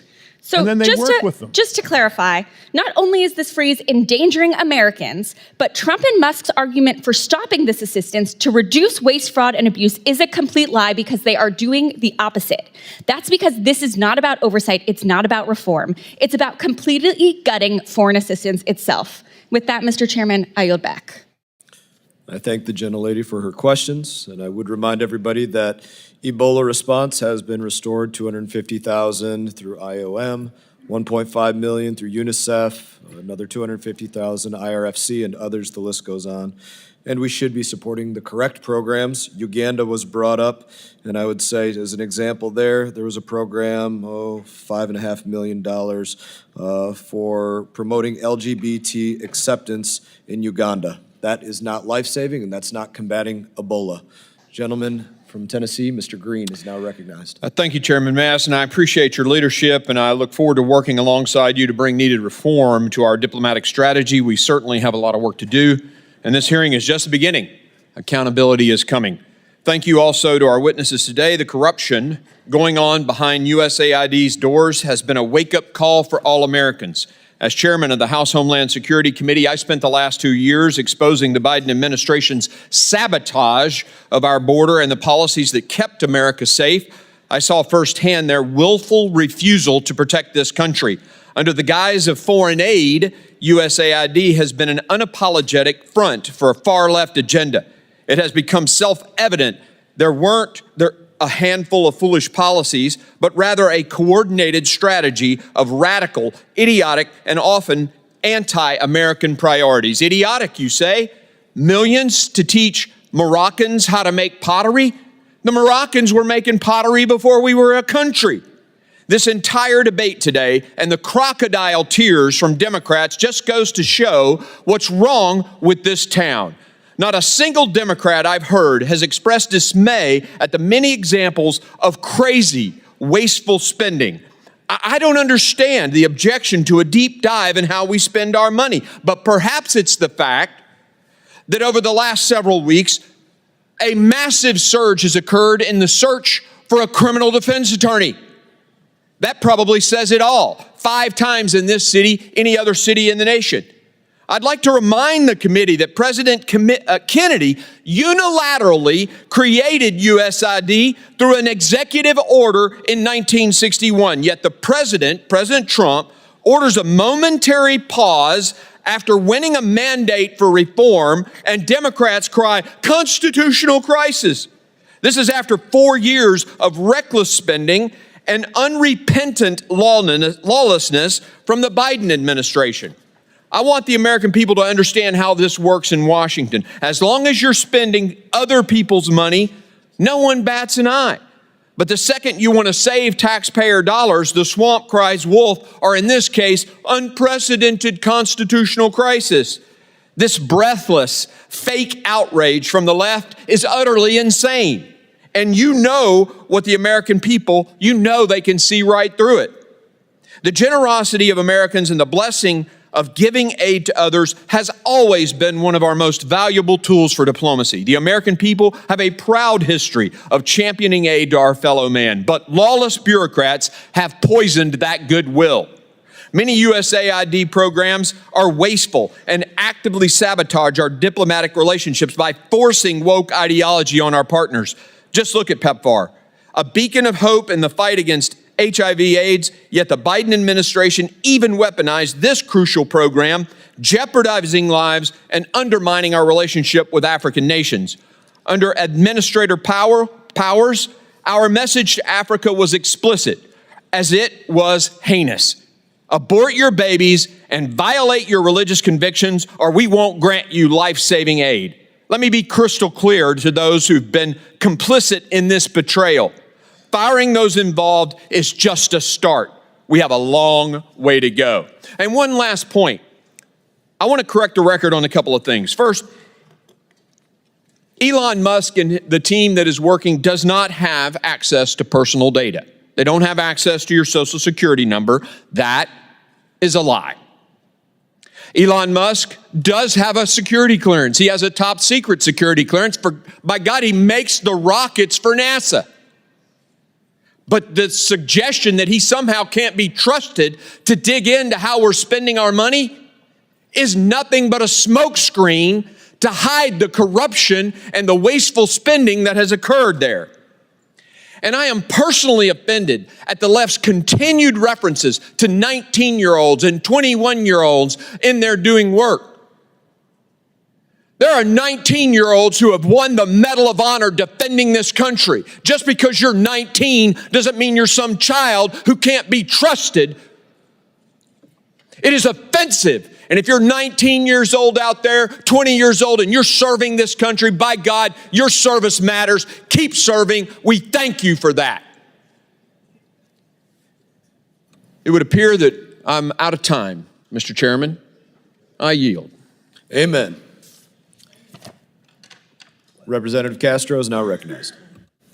Thank you, Chairman. I would just say that if you can find us a 19-year-old Medal of Honor winner who'd love to serve in the U.S. government, we'd love to have him, rather than this 19-year-old who's a mystery man and got fired from his last job. As y'all hear a lot of angry, fire-breathing rhetoric coming from the other side, I want you to consider, as Americans, where we started the year. Our country, for all of the complaints and all of the anger, is still the most powerful, prosperous nation on earth, with the lowest unemployment rate in decades and a strong economy, where foreign aid represents about 1% of our total budget. And yet, Elon Musk and this administration's attempt to illegally shut down USAID and freeze ongoing foreign assistance programs has been met with support and applause from some of the world's worst authoritarians. Venezuelan Interior Minister and Nicolas Maduro's key lieutenant celebrated the Trump administration's actions in ending support to the Venezuelan opposition. In Nicaragua, Daniel Ortega's sons said that, quote, Trump turned off the faucet for terrorists when he shuttered USAID funding. Belarusian leader Lukashenko applauded the administration's decision to cut funding for, quote, the fugitive opposition. The opposition that for years Republicans have said they support, they have now abandoned. President Trump has abandoned. He cut off TPS for Venezuelans and betrayed the people of South Florida and sent them back to a man he says is dangerous, yet sent Rick Grinnell to handshake with. After this administration's halted funding to Cambodia to remove unexploded bombs that the United States dropped on their country years ago, China offered to move in and replace U.S. funding. China has offered to go do the job that we are no longer doing. What do you think that does for American diplomacy? What do you think it does for our reputation around the world? What do those people think of us that we won't help them take away the bombs that we dropped years ago? Similar celebrations have come from leaders in Russia, Iran, Hungary, Cuba, and other countries as we've cut support to democracy activists in these countries. Democracy activists. Republicans have been eager to accuse Democrats of, quote, abandoning our allies. The reality is that the Trump administration abandoned our allies everywhere, and it didn't even take a week. Donald Trump has abandoned those fighting for democracy in Cuba, Nicaragua, Venezuela, Iran, North Korea, and China. He's abandoned Taiwan, freezing security assistance to the island nation facing threats of invasion from China. Donald Trump abandoned our partners in Indonesia, Malaysia, Iraq, and other countries fighting terrorism with the support of USAID. He's abandoned the country of Jordan by freezing security assistance, abandoned millions of victims of HIV/AIDS supported by PEPFAR, and abandoned those suffering from malaria and TB. Donald Trump has also abandoned American citizens, American farmers that feed the world, whose produce is rotting in ports and warehouses, and our USAID professionals and families that he stranded abroad. Make no mistake, these decisions will come back to haunt the United States of America. And not only in terms of diplomacy, not only in terms of how people think of us in faraway lands, those diseases that we're no longer helping to cure People will get sick, not only in those countries, but in the United States. And I hope that just as folks are taking credit for what's going on now, that when those diseases hit the United States, that they will take full credit for that. I have a question of the panel. I want to ask Mr. Natsios whether you think these actions, you were a USAID administrator, you saw the good and the bad, and you had reform. I had a reform bill myself, which some Republicans joined me on last Congress. You think the totality of this is making us stronger in the world or weaker? I think that our aid program makes us stronger, and I think USAID, prior to all of the controversy, was achieving that, except for the woke program that has been introduced, which has alienated very conservative Christian societies in Africa. And Mr. Natsios, I want to interrupt you for just a second, because there was an example of funding to help LGBTQ communities in Uganda. In Uganda, the death penalty was proposed for gay people. Right, right. Is that considered woke? Is that what they're using as an example of woke, is helping gay people because they're under the threat of death by their own government? Any violence against any person is not acceptable. So I understand what you're saying. So you would be for that funding then? What I'm saying is that we're dealing with very conservative society, Muslim and Christian, and we need to respect not what you're talking about, because that happened, I think, in reaction to us, actually, because it wasn't there before. But let me just say that we give, AID gives $1 billion a year to Christian NGOs, evangelical, Pentecostal, Roman Catholic, my church, the Orthodox Church, and mainline Protestant. $1 billion a year. All those programs are now frozen. They've laid off the staff, and I have to say it's damaging the church's mission in the world. I think this whole shutdown is, and I might say, Mr. Chairman, just not to be partisan, I'm just to tell you what's happening. I've met with the Christian groups. Even though they have waivers, the Phoenix system is not operating. Unless the Phoenix system can operate, they can't issue checks. No one is getting funded, even though the waiver has been granted. I'm not saying that in a partisan way. Please do something about it. It's having an effect in the field in a profound way. A lot of AIDS orphans are being taken care of by the church. Gentleman's time has expired. And the staff has been laid off. Gentleman's time has expired. Representative from Kentucky, Mr. Barr is now recognized. Thank you, Mr. Chairman. Appreciate the very important hearing exposing the jaw-dropping waste at the USAID. And many U.S. aid foreign assistance grants are not only wasteful, but counterproductive to our diplomatic and foreign policy objectives. Just a few examples: $75,000 for a drag show workshop in Ecuador, $37 million for services for sex workers and their clients and transgender people in South Africa, $31 million for providing U.S. aid employees with resilience, wellness, and work-life balance counseling, $24 million to build green transportation alternatives in Georgia, $500,000 to help Indonesian coffee companies become more climate and gender-friendly, $15 million to promote LGBT rights for individuals in Kenya, and $2 million to conduct sex change surgeries in Guatemala through a trans-led organization.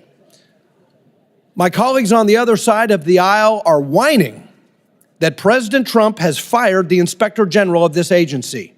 Thank goodness for President Trump for firing an Inspector General for not exposing what Elon Musk has exposed with this waste. Are these programs what hardworking American taxpayers should be funding?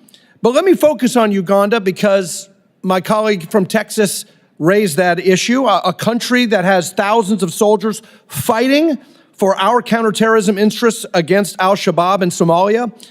And that country was severely punished by the Biden administration for signing its anti-homosexuality law into law in May of 2023.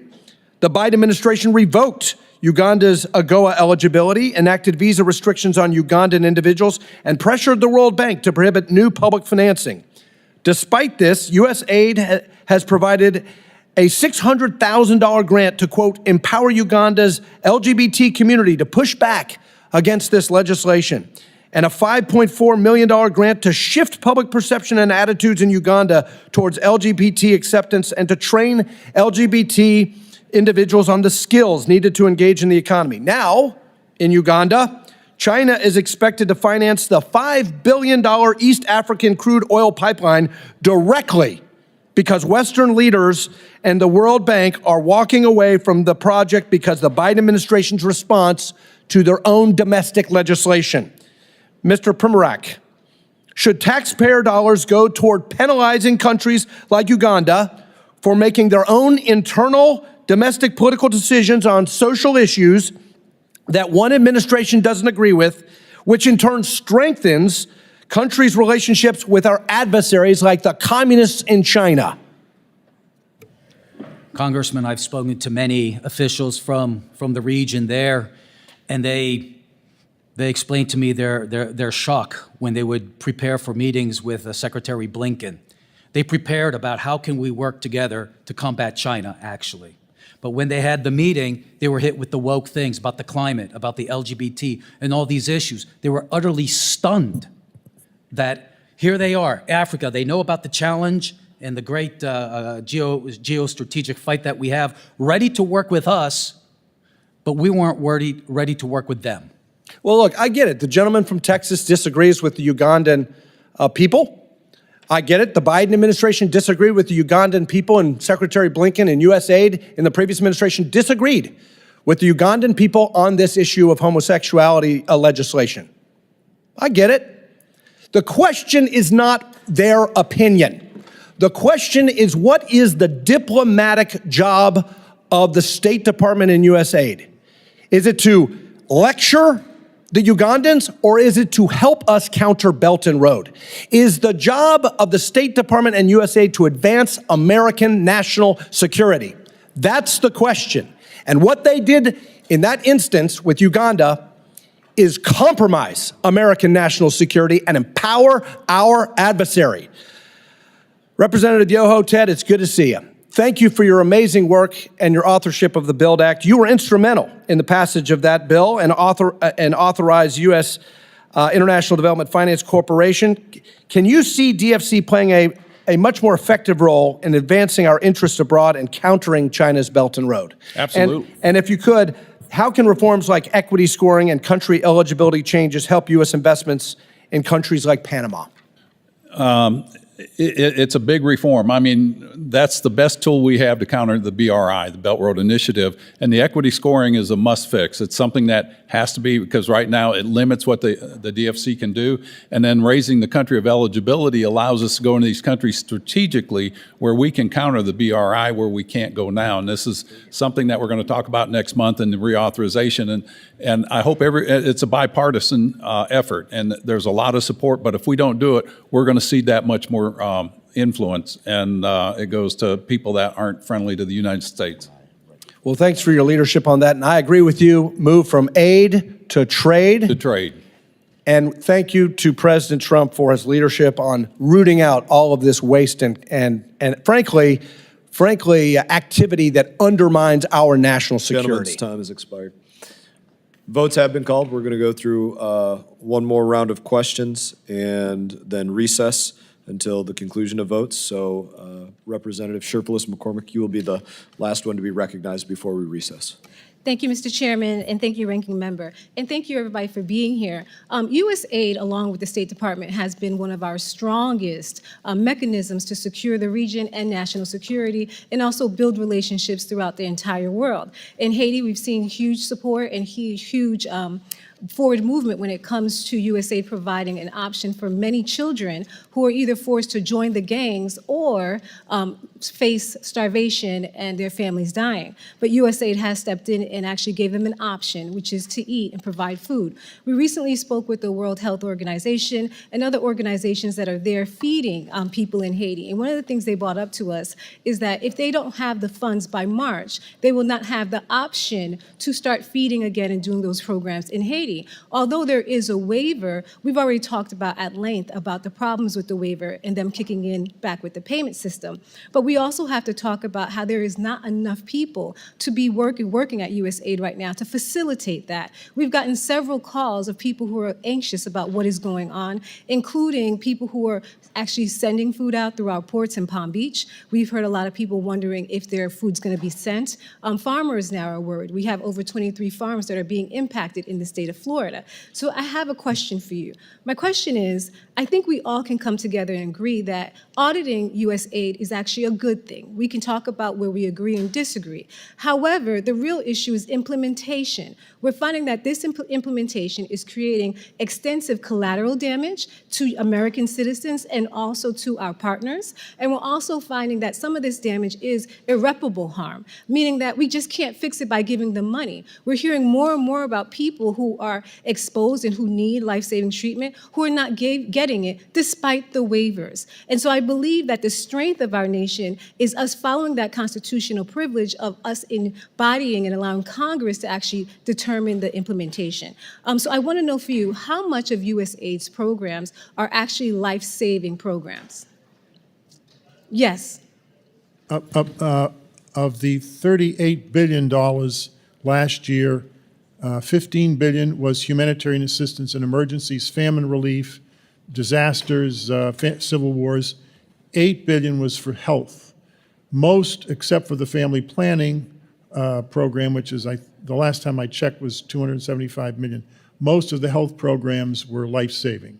And so do you believe that if Congress That's about 55% of the budget. So do you believe if Congress actually had the opportunity to do its role in actually crafting out the implementation over DOGE, do you believe that we would have been able to substantiate or even to make sure that many people who are being harmed right now are not being harmed? Well, there's a problem now that's people who are being denied, who can't get the antiretrovirals because the system is shut down. There's violence against the aid workers and against our AID officers. There was an incident just now in Kinshasa, the capital of the Democratic Republic of the Congo, where the aid officers had to take their families and go across to Brazzaville, across the river to another country, because they were under attack for people who thought they were going to die because they couldn't get this aid. There's a whole bunch of articles on this. This is not a small incident. This was very, very serious. Some of the embassy people were under attack too. Well, thank you so much for identifying that, because USAID is not a faucet that you can turn on and off. Right. You cannot pause it and then turn it on and think that there will be no damage. However, I do have confidence that if Congress had the opportunity, instead of DOGE, that we could have worked across the aisle to identify what would have been the consequences and, in fact, protect not just our farmers, but the people who are using it. We're hearing more and more stories about people who are actually losing their lives because they were part of an experimental program, they were part of a U.S. aid program, even hearing stories about people who have objects and instruments who are still in their body, and because there's a stop order, they cannot remove them. And so as we move forward, I would like for us to focus on what is the strength of our nation.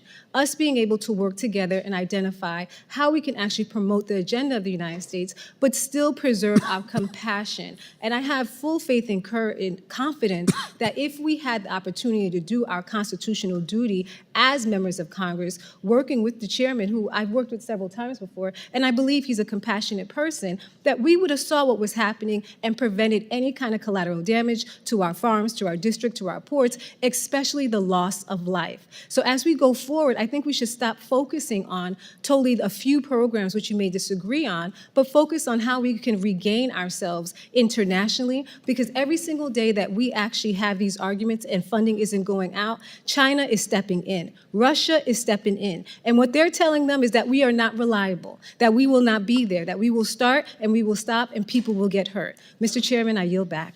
Thank you, Representative. We do have time to do one other round of questioning before we recess for votes, and so we're going to recognize Representative Salazar. Thank you very much, Mr. Chairman, and thanks to the witnesses. My name is Maria Salazar. I'm the chairman of the Western Hemisphere Committee, subcommittee here in the House Foreign Affairs Committee, and I am very distraught because some of the programs that we have been talking about come from the region that I represent. Many people in South Florida that come from those countries of origin, Guatemala, Venezuela, and Peru. So I understand, Mr. Natsios, that that you do not agree with the way that Elon Musk has conducted his investigation into USAID, but I do believe, coming from the world of television, that you are judged by the results, not by the process. And Musk has discovered things that are completely and absolutely embarrassing. And in my, specifically in the region that I'm saying that I'm representing a lot of constituents. So I want to salute you because you said that you did the job, you were the administrator, that you went line by line, that you were cleaning up the different programs, that you took your job very seriously. But apparently, we are in different times. And I'm just going to share with you within the time that I have 3 programs coming from Latin America, which I think that are highly embarrassing. Let's start with Venezuela. And here's the video that Chairman played before. Venezuelans, they're fleeing Marxism. They're hungry. The average Venezuelan weighs 15 pounds less because of lack of food. We know that Chavez has destroyed the country. They make it to Ecuador. They're tired. And then they encounter that the United States, which is the beacon of hope, is offering this program to become a drag queen. So I think there's something wrong with that picture. And I'm not sure if we can play it again, but I just wanted your opinion. Well, that particular program was a State Department program. And I have great respect for the State Department, but I think it's appalling they did it, to be very frank with you. So you do not agree with those $35,000 No, invested? I don't. You I think we Okay. should stick with our basic mission. Okay, well, but you agree that they have not. Not under you, Oh, but no, they have not. they have not. And Okay, I think so that let's needs go to be I just want to changed. hear your thoughts because unfortunately Just time one is of comment, the essence. $2 million Congresswoman. for Native Indians in Guatemala. President Giammattei called me. I've never had a president from a country saying, I don't want the United States money. Highly conservative. These are the Native Indians in Guatemala, people who are just, flipping the tortillas and they just want to learn how to do a job, not sex change surgeries. What do you think about that? That's beyond what this AID mission is. I don't think we should be. Good. That's all we need to know. Peru, in the Amazon. This is the jungle. This is not Jeff Bezos' Amazon. This is like where people have harsh conditions. They need mosquito nets to fight malaria. So $25,000 for diversity recruitment events. What is a diversity recruitment event in the middle of the jungle? I have no idea. Congressman, just one comment. You can move aid to do what you want by hiring a development professional, a conservative, who knows how to manage a large, complex operation. Mark Green was such a person, okay, under Trump. But then what happened between your time and this time? Tell me, what happened? Well, politics gets involved. Oh, politics. But then Elon Musk comes and tries to clean politics and go back to the original mission of the program. Is that correct? I think it would be useful if Musk and some of his staff would go to the field and see the projects. Well, I think they would take a different view. I'm sure they don't have time, sir, to do that. But what I'm saying is that he did something that, according to what you just explained, it brings benefit to the USAID programs. The USAID staff do what the political appointees tell them to do. Well, okay. They don't initiate these things. They don't. No. So that means that all these directives came from the White House. The White House, yes, and the State Department. So that, okay, but then the White House, the State Department responds to the White House. So you are telling me that under the Biden administration, the USAID lost its course, yes or no? I think AID needs to be more independent of the and political you just told me wars that the State Department is the one that directs that. Okay, and the State Department responds to the White House. That's correct. All right, so that means then that the White House gave the wrong directives to USAID. In my view. In your view. Good. Yes. Thank you. Well, that's all we needed to know.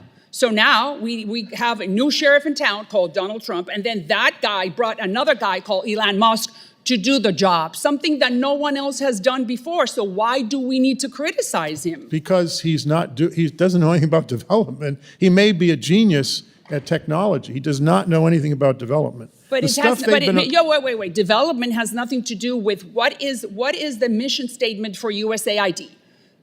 Secure, prosper, and value American values. running Either $2 million for the native Indians in Guatemala to change their sex surgeries has nothing to do with that. $15 billion was spent on humanitarian assistance in emergencies and refugee camps. There's particular skills you learn in doing that. I did that. I understand, I know but what that you're is. talking about what works. I'm talking about what does not work. Okay. Gentlelady's time Thank has you. expired. I appreciate, Chairman. Thank you, sir, for your time. I would also let you know, Ms. Salazar, that I've had numerous calls from ambassadors during the Biden administration who intend to provide us with the reprimands that they wrote against career employees who were undermining their work, doing these programs that they didn't want, but did them anyways, and the administration didn't care. And we look forward to bringing those things to light as well. We are going to recess. As votes have been called, as I mentioned, we are going to recess until 10:50, and we will look forward to returning. Committee stands in If you allow recess. me, I just want Now. for the world. Thank you.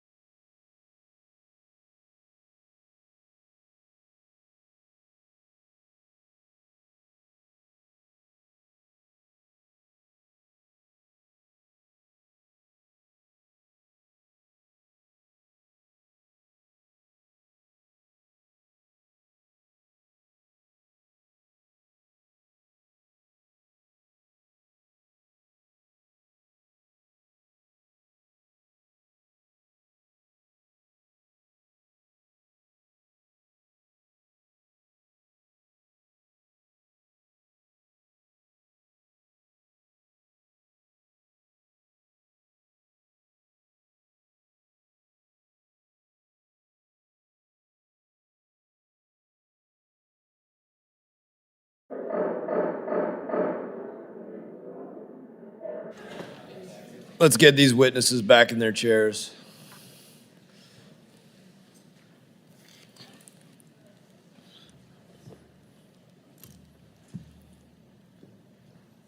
Committee will come to order. Chair now recognizes Representative Kamlager Dove for 5 minutes. Thank you, Mr. Chair, and to the ranking member. You know, I have noticed a theme with Republican hearing titles that always seem to have one word of truth in them, but they are strung together by callous duplicity, or as the chair said, lies. Betrayal is the word of truth today, and it is an incredibly accurate description of what Musk, Trump, and silent Republicans are doing to the American people.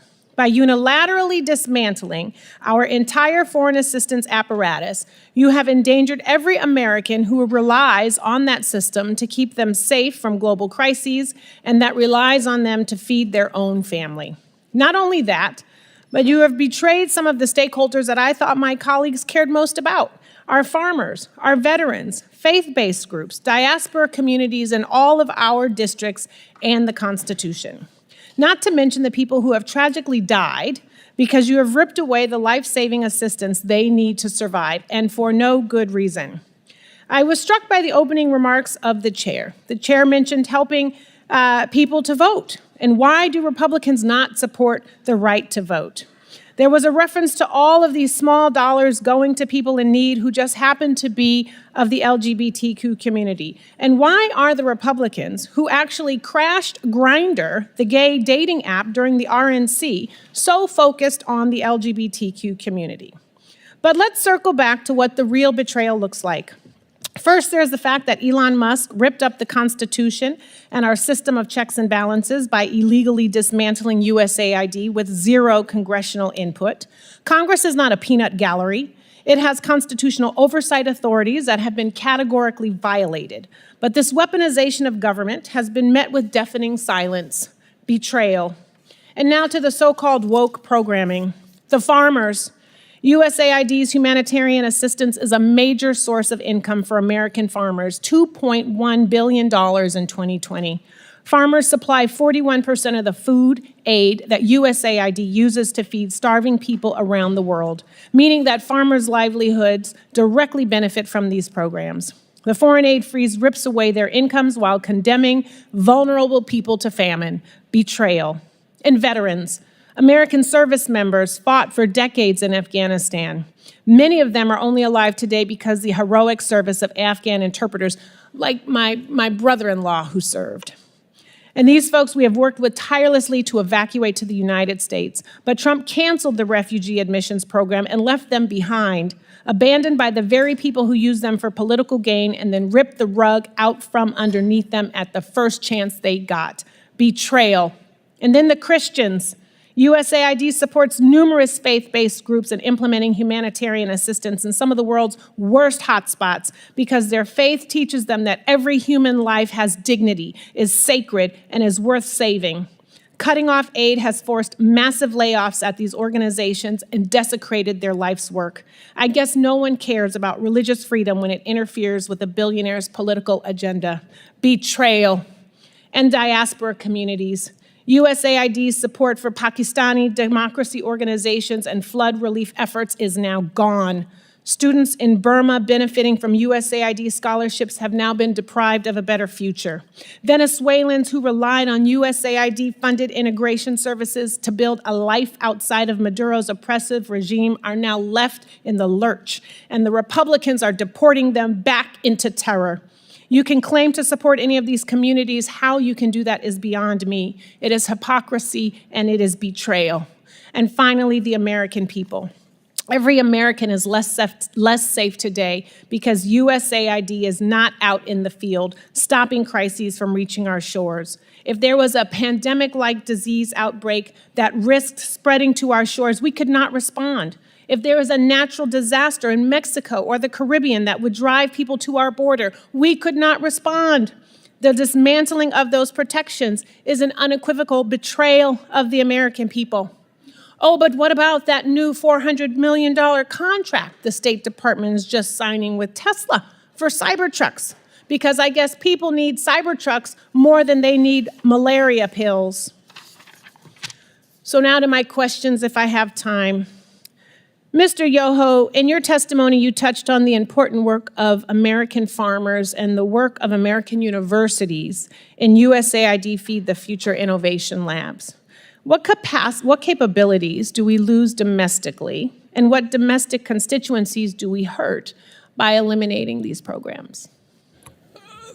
Those are important programs that have worked, and by the pause that we have right now, I think the goal is, instead of putting blame everywhere, we focus on how we get these things back online to do the work they have done.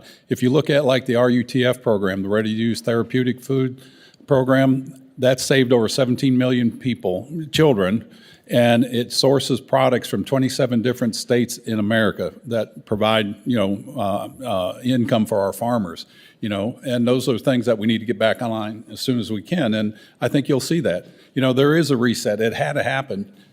Shame on us when I was in Congress that we didn't do these things earlier. It's done, can't go back, we can only go forward. Thank you, and I yield back. Thank you for the time, Mr. Chair. You're welcome. And in answer to the question, the reason LGBTQ is the focus is because that's what became the focus of USAID and State Department. It was not the exception, it was the rule. We're just reading off the lists of grants and pages and pages and pages more. I now recognize Representative Kim for 5 minutes. Thank you, Chairman Mass, for holding this hearing. I want to thank all of our witnesses for joining us today. The U.S. foreign assistance has long been a very powerful soft power tool to advance our American leadership by building trust with our allies, promoting democracy, stabilizing terrorism-prone regions, and providing market access for American businesses. However, we have seen serious and credible cases of wasteful uses of American taxpayer funds abroad. For example, $2.5 million were sent through USAID to build the electric vehicle charging stations in Vietnam. How is this spending critical to U.S. national security or advancing our American interests? They are not. Unfortunately, these cases of unproductive spending abroad undermine the many targeted, valuable, and effective foreign assistance programs that are essential to our national security. Mr. Yoho, as you know very well, the strategic competition with China and its Belt and Road Initiative is a top priority for the East Asia and the Pacific subcommittee that you once chaired and I now currently chair. Xi Jinping is watching and he's waiting for the chance to fill any U.S. vacuum. And already there have been many reports of Chinese Communist Party officials signaling their willingness to replace USAID in Nepal and demining activities in Cambodia. And these are just the instances that we know about. Even critics of USAID acknowledge the critical soft power value of targeted and efficient programming. So let me ask you, if USAID is fully merged into the State Department, what specific authorities will the State Department's Bureau of East Asia and the Pacific need to effectively implement USAID programs to directly counter CCP's influence in the region, such as training journalists to expose illegal CCP information tactics or strengthening critical infrastructures there? I think the important thing they can do is get it back online as quick as they can and put people, authorize them to get back into the field, the implementers. The State Department might can do that, but I don't know if they have the bandwidth or if they have the expertise and the capability. The people that were there on the ground with USAID, as Minister Natsios said, these are the people that have institutional knowledge and they know how to do that. They're not R's or D's, they're mission driven. And I think we can get some of those people back in there that are experts in their field to move America's agenda forward of, are we going to be safer? Are we going to be stronger? And are we going to be more prosperous? And if we do that, those countries will be too. And it counters China. And if we're not there, China will be there. Sure. So I'm glad that Secretary Rubio issued waivers for life-saving humanitarian assistance programs. However, I'm also hearing many concerns regarding the lack of clarity on those scope of the waivers and challenges with getting paused programs restarted. It's hard to restart them if we completely turn the lights off, right? So what recommendations do you have for the administration to ensure an effective waiver process? Again, moving forward, I think the quickest thing they can do and the most effective thing is identify the program that you want to do. And then put the people in there that know how to implement that. That could be at state. There's people at USAID, and I know there's this big black eye on USAID, but I think we need to look at what they did do good. You know, it's like a cake recipe. One drop of kerosene in a cake batter ruins the whole thing. So what happened and what's been exposed doesn't mean the whole thing was bad. And like I said, not all aid programs are good, not all of them are bad. Let's take the good ones and implement them as quickly as we can so we do not cede that ground to China, Russia, anybody that doesn't like us. Thank you. I'd like to ask a question to Mr. Primorac. What specific reforms can be implemented so that current adult audit and review processes ensure programming aligns with our U.S. national interests? I think transparency is probably the most important. We have various websites where we're supposed to provide information to the American public as to what we're doing in all these different countries, whether it's grants.gov or foreignassistance.gov, but it's not consolidated. And too often, actually probably most of the time, we don't have information as to who are the awardees, who are the sub-awardees. If those are made available, and not only to Congress, they should be made available to the American people. I think by having this kind of transparency, that a lot of these bad things happening, people will be a little bit more careful because they know lots of people are watching. I appreciate that. Thank you very much. My time's up. Thank you, Representative Kim. Chair now recognizes Representative Titus.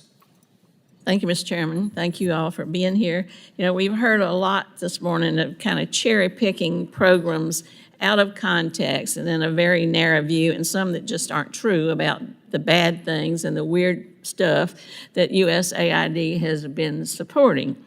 There are programs in the Department of Agriculture that I bet we could pull out that show a waste of money and some weird programs that I certainly don't support, but I'm not calling for the dissolution of the Department of Agriculture. It's kind of like Mr. Natsios said, if there's a problem or you don't like a certain kind of program, you can fix that. You can address it. You can discuss it and talk about how to make it better, but you don't destroy it. You don't just throw the baby out with the bath. So why would we do that with USAID when the programs that it does support are so much better, so much more extensive, so much more productive than some of these little things that you've been hearing ad nauseum from the other side of the aisle?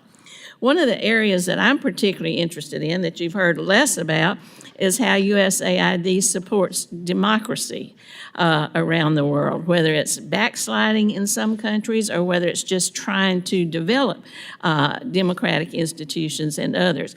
People are on the front lines in very dangerous situations, often trying to push democratic principles. And we have another number of programs through USAID that helps with that development. Mr. Natsios, would you talk about what happens when we pull out and when it comes to development of countries that would be friendly towards us or would be more democratic? What happens to those people who are on the ground? We know that this is a great source of soft diplomacy, soft power. We've heard generals say every dollar you spend on something like this is a dollar you don't spend on bullets and soldiers having to go and fight a hot war. But if we're not there, what are the consequences for democratic development? My view is that the AID missions in the field are our greatest strength. 2/3 of the staff of AID are not Americans. They're Kenyans or Nigerians, they're Cambodians, they're Moroccans, wherever you are. And many of them go on to be the heads of state, believe it or not. The first woman head of state in Costa Rica was an FSN with AID for 10 years. The first woman vice president in El Salvador was a FSN with AID. The first lady of Peru was a FSN. Her husband got a PhD from the University of Chicago in economics. He was the president of Peru and the first Inca president in the history of the country. All of them devoted to the United States, all of them right of center and honest people. I was in Macedonia just before 9/11 and two of the FSN said, I said, any of you ever run for office? Two of them of our effort had just got elected to Parliament. And they said we ran on the platform that we work for USAID. So not having our missions in the field has unintended consequences because we are a recruitment ground for leaders in the developing world who are pro-American. Wouldn't it be better to have someone who got their degree in the United States rather than Beijing to be the head of state somewhere? I think it is.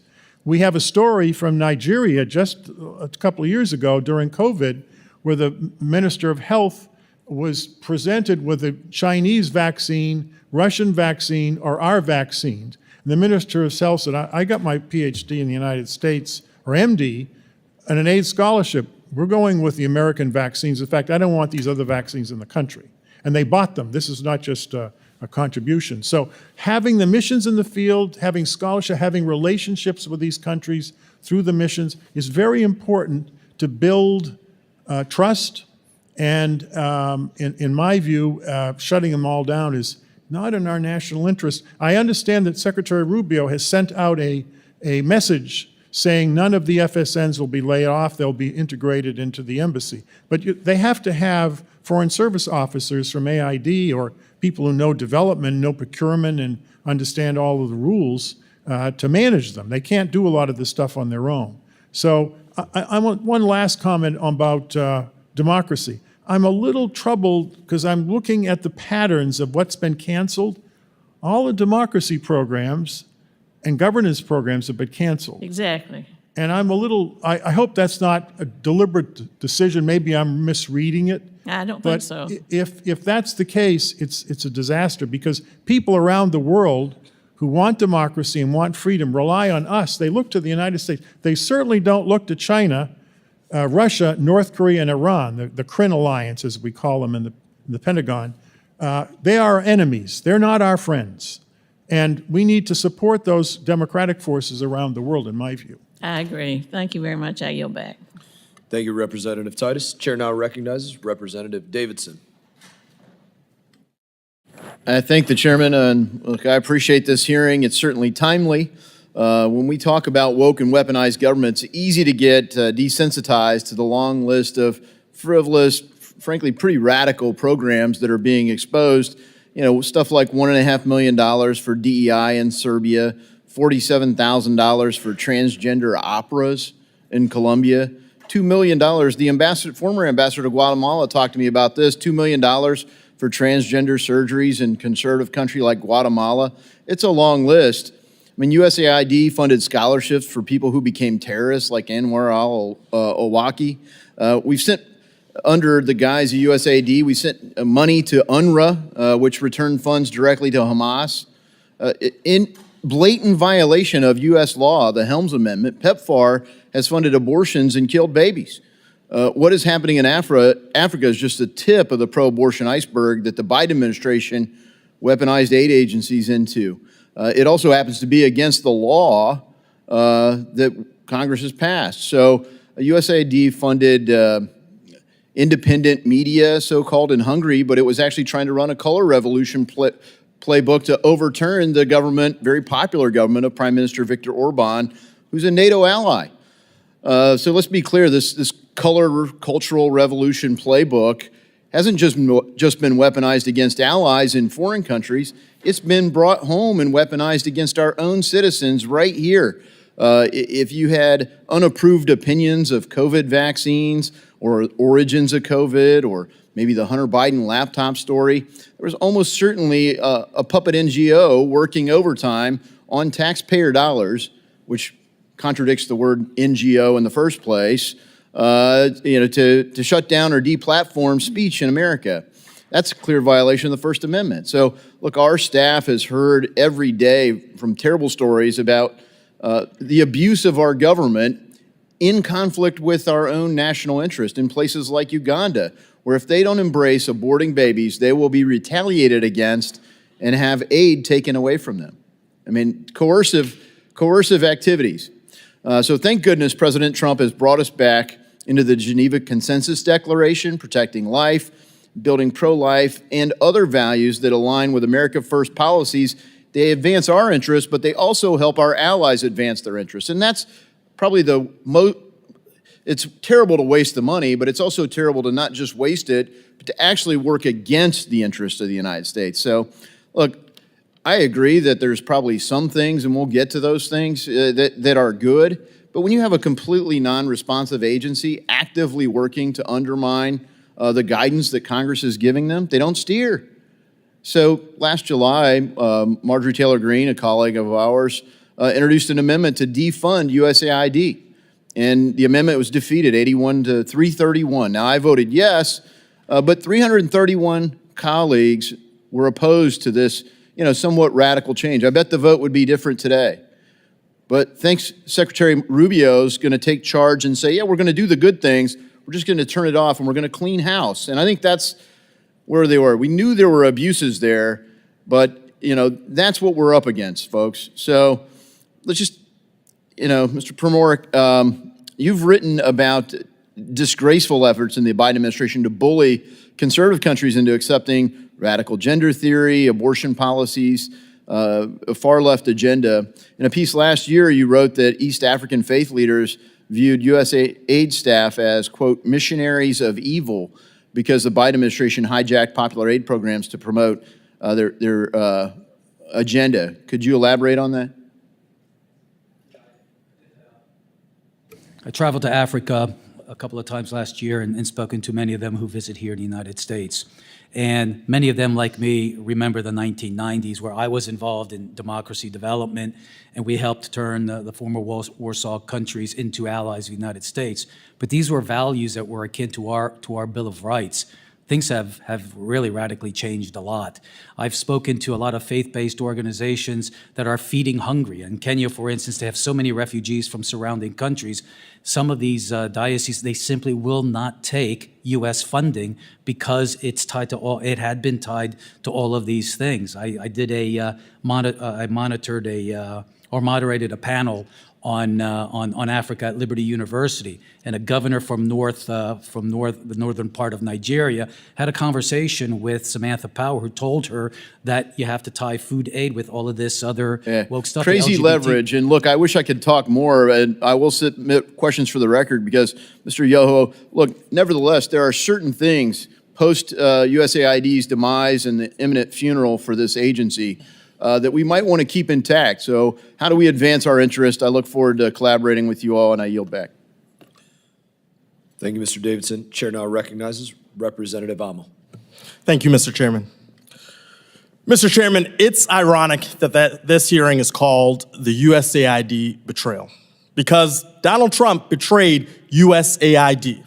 He betrayed the agency's mission and its employees. He betrayed the American workers and the businesses supported by USAID contracts, and he betrayed the literal starving children who rely on food from USAID to stave off hunger. I'd like to highlight a few of the groups that Republicans are leaving out in the cold with this freeze.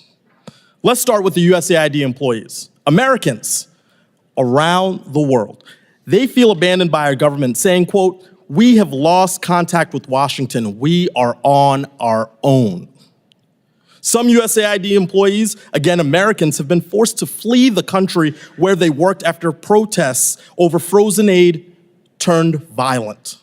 What does it say about us when we turn our backs on our own citizens, these global helpers who are just doing their job? But the betrayal extends to every American worker who relies on USAID, including American farmers, manufacturers, and universities.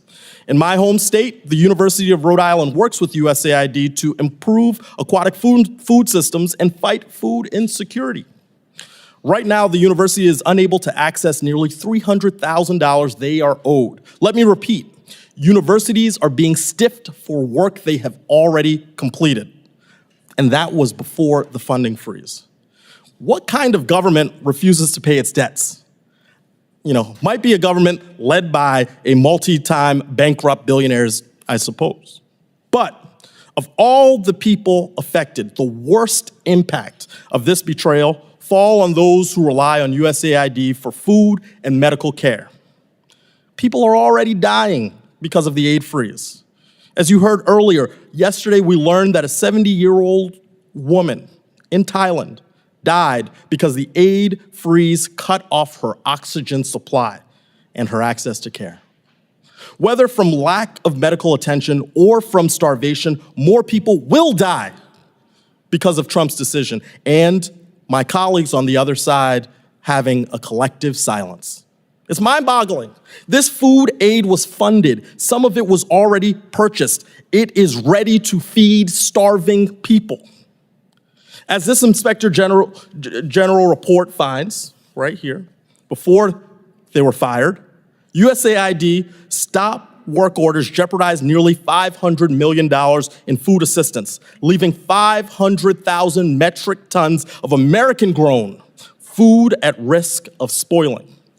Look, if DOGE wants to eliminate waste, it can start with the life-saving food that is literally rotting in our ports because of Trump's betrayal. This administration has failed us. It has compromised our national security. We beat our chests about national security. This is hurting it. Adversaries like China and Russia are salivating at our retreat. They are reaching out to our allies and partners to undermine our work across the world. Republicans are abandoning global health work. That's an insane decision after a global health pandemic that we've recently experienced. Right now, there's a deadly Ebola outbreak in Uganda, where more than a dozen Americans are exposed to this fatal virus. But where's the United States? Nowhere to be found. Look, I worked on President Obama's response to Ebola domestically and President Biden's response to COVID when I worked at the White House in 2 stints. And the number one lesson from the pandemic playbook is that we must contain the virus before it kills more people and makes its way to the United States.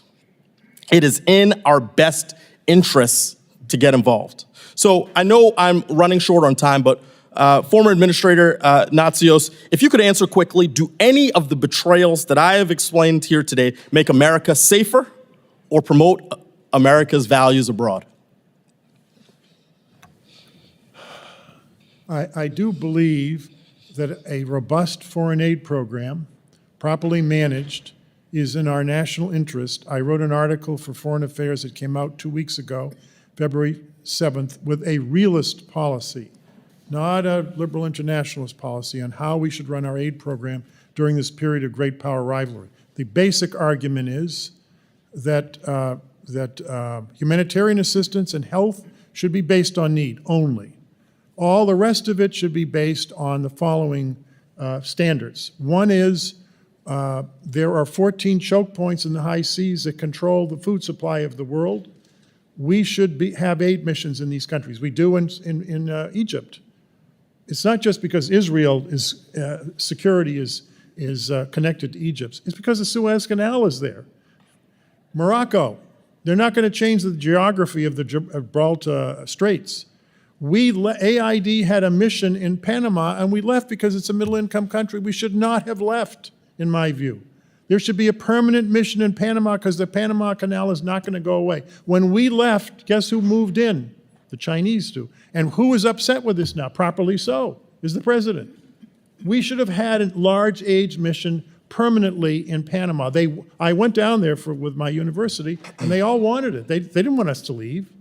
So I think we need to place our missions more strategically. The area around Russia and China are under severe stress. All of the Central Asian countries want a larger aid mission. You know, the Kazakhstan, we were going to move out, and the president said, we'll pay for half of it. I said, what? It's an aid program. He said, we don't want you to leave, Mr. Natsios. We want aid here. We want the United States here. And we value what you're doing, so we will pay from our gas revenues half of the cost of the aid program. Thank the gentleman for his response. Gentleman's time. Chairman, I ask unanimous consent to enter in the article from which I cited. And so ordered. Gentlemen may want to find a time to apologize on Twitter or somewhere else to the administration, or thank the administration, as $6+ million, as one example, has gone to the WFP, the World Food Program. $250,000 in one line item for Ebola response, another $1.5 million for Ebola response, another $250,000 for Ebola response. The list goes on and on. Those are programs that have moved forward, and it goes exactly to your point of being more strategic not doing the absurd, crazy BS that has been done in the past. It all comes to an end, and can't wait to have the people come here and literally stand before us and answer for the craziness they've been doing. Representative Baird is recognized. Thank you, Mr. Chairman and Ranking Member, and thank the witnesses for being here. And Dr. Yoho, it's always a good just when I can see you. So, but you know, I want to express that the American people really deserve not to have their tax dollars spent on the programs that Chairman Mast mentioned earlier in his opening statement. And I really appreciated Emeritus McCall reminding us about how the USAID came about. And it was really initially created, as was said, to combat the Soviet Union and their efforts to spread communism around the world. So it's disappointing to hear about the billions of dollars being distributed to foreign countries, and some of those are our adversaries, that without really accomplishing our mission. So we have people here at home that are really struggling. For example, those that are still sleeping in tents after some of the hurricanes, and it's cold winter time. And so I think you can recognize, and I'm sure you recognize, the importance of taking care of our own people. But anyway, Dr. Yoho, thank you for your service in the 113th Congress. And I'm interested in agriculture, just as I know you are. So I would really be interested to hear your perspective as a veterinarian on the impact of early detection of zoonotic diseases and the development of early detection and vaccines for controlling some of these diseases. And Sure. Thanks for that question, because it's very important. You know, there's so many things that are going around. The things that affect people in pandemics and epidemics and things like that originate in the animal world, the zoonotics. There's 27 viral families that come through, and we saw the effect of COVID. I mean, COVID is in the animal world, it's in the human world. The thing we're looking at now is H5N1, the highly pathogenic avian influenza. We're seeing it mutate and get into the mammals, from the birds to the dairy cattle to the feline population, into the porcine population, and into the human population. This is a very dangerous virus if it gains a hold in the human population and can get to the point of transmission the way influenza viruses did. COVID, as bad as it was, had about a 97% recovery rate. You get one of these bad strains of influenza or the Marburg virus that's showing up, or a new strain of Ebola, they have a 40 to 50% death rate. Those things, what we went through with COVID was bad enough, but it's nothing like what we're going to see. And the research that we do through organizations like our land-grant universities, those are the ones that are on the cutting edge of this. But then you have multi-funded donor international organizations like CEPI, the Coalition Epidemic Preparedness Innovators. They are doing research on the emerging viruses so that we can have the platform for the vaccines to be developed ahead of time. And this is that platform. The United States provides about 5% of their funding, roughly $170 million over the last 5 years, out of a budget that they have of about a little over $4 billion. The amazing thing is we've received about $1.25 billion back here in the United States of America that go into our research universities, our biotech parks, to do this advanced research, and that leads to global health and national health, and you can't have national security if you don't have health security. so could you, are you supportive of the idea that having people in some of these foreign countries allows us to have early detection? It really does, and I think as Administrator Natsios brought up, if we have missions in these, we can monitor the spread of that, and they're the first ones, if they're trained in the medical field and they can follow these things, we can see where it's breaking out. We can do the mitigation of quarantining that area before it gets to a pandemic. And it's, again, this is national security. We don't want to cloud the good that they do with some of these programs that we heard that were abused that should never have happened, because that ruins the whole credibility of us. It ruins the credibility of the aid arm of the United States of America, and it's that's all I'm going to say. Thank you. Do either one of the other witnesses have a comment? We got about 28 seconds left. I agree with every single word of what Dr. Yoho just said. Thank you. He's absolutely correct. That's and good. I didn't think of adding in the zoonotic the animal diseases just from a veterinary point of view, in terms of monitoring. That's a very good idea. Stick around a while. I would just add that these are important ideas, but we also have to strengthen the capability of other countries to be able to do it on their own. Sure. Countries in Africa and Latin America, it's like year after year, we're spending a ton of money and we're not getting ownership from these countries. And that, to me, is a better, more mature relationship. Thank you. Thank you. My time's up, and I yield back, Mr. Chairman. Thank you, Mr. Baird. Chair now recognizes Representative Jayapal. Thank you, Mr. Chairman. Over the past 2 weeks, the Trump administration and unelected billionaire Elon Musk have led a reckless and illegal attack on USAID, freezing funds for an agency that, in the past words of the Republicans' own witness, Mr. Primorac, quote, increase country self-reliance and resilience, all while advancing American values and interests. Stopping USAID's work jeopardizes millions of lives and billions of dollars of investments in American small businesses and farms, all while undermining our national security, diplomatic efforts, and global influence. It's great to be on this committee. Before coming to Congress, I actually spent many years working for a Seattle-based global health nonprofit organization that employs about 1,600 people in my district as well as around the world, and many of our partners were USAID funded, and so I got to see firsthand the direct impact of effective USAID programs and life-saving work all over the world.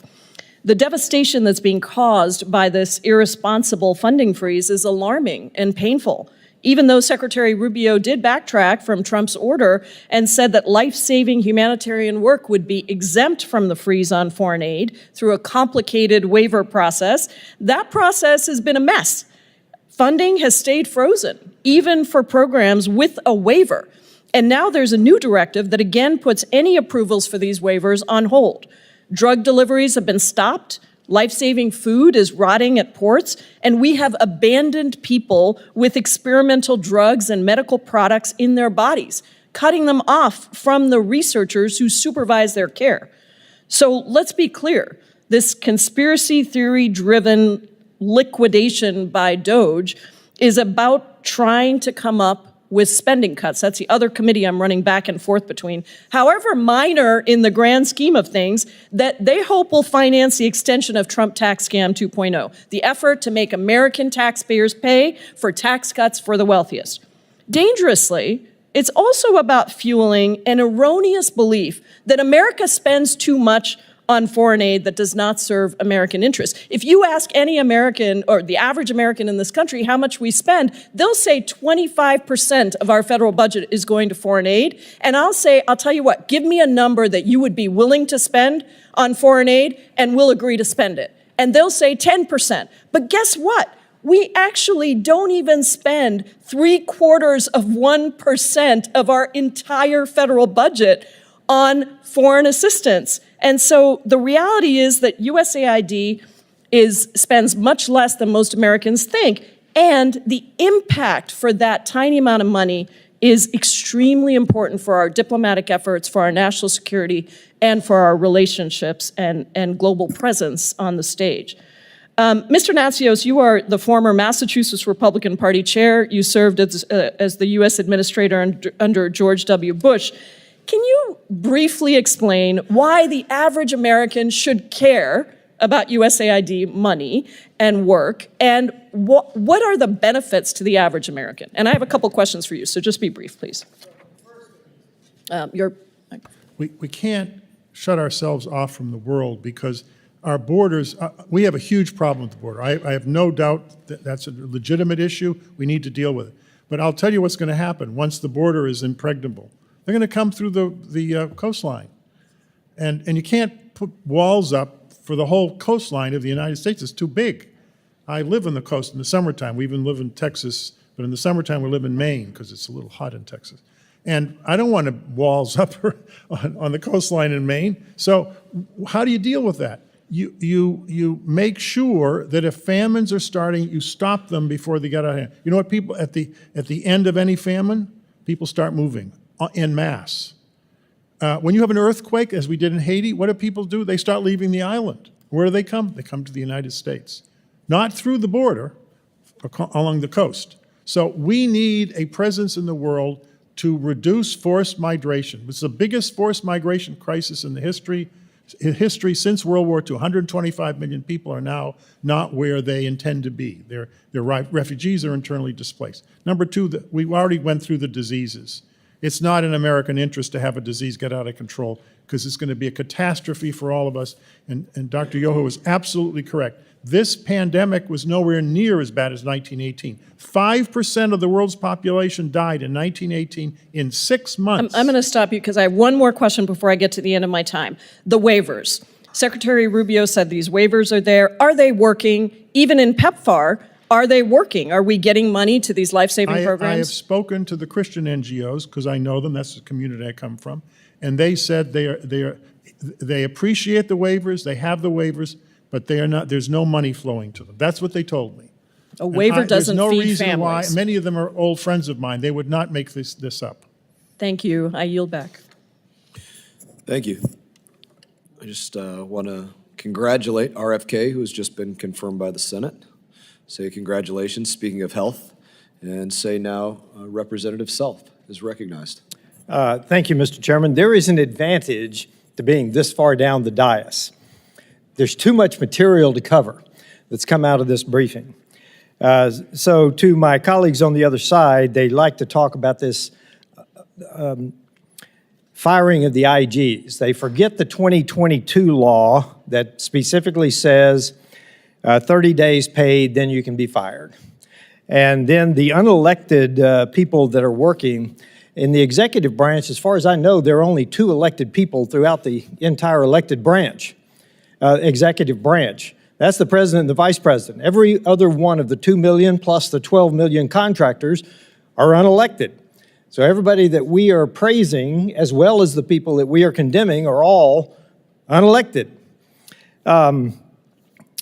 Natsios, it's either you or during one of your colleague on the other aisle during your testimony said, well, it's only a small number.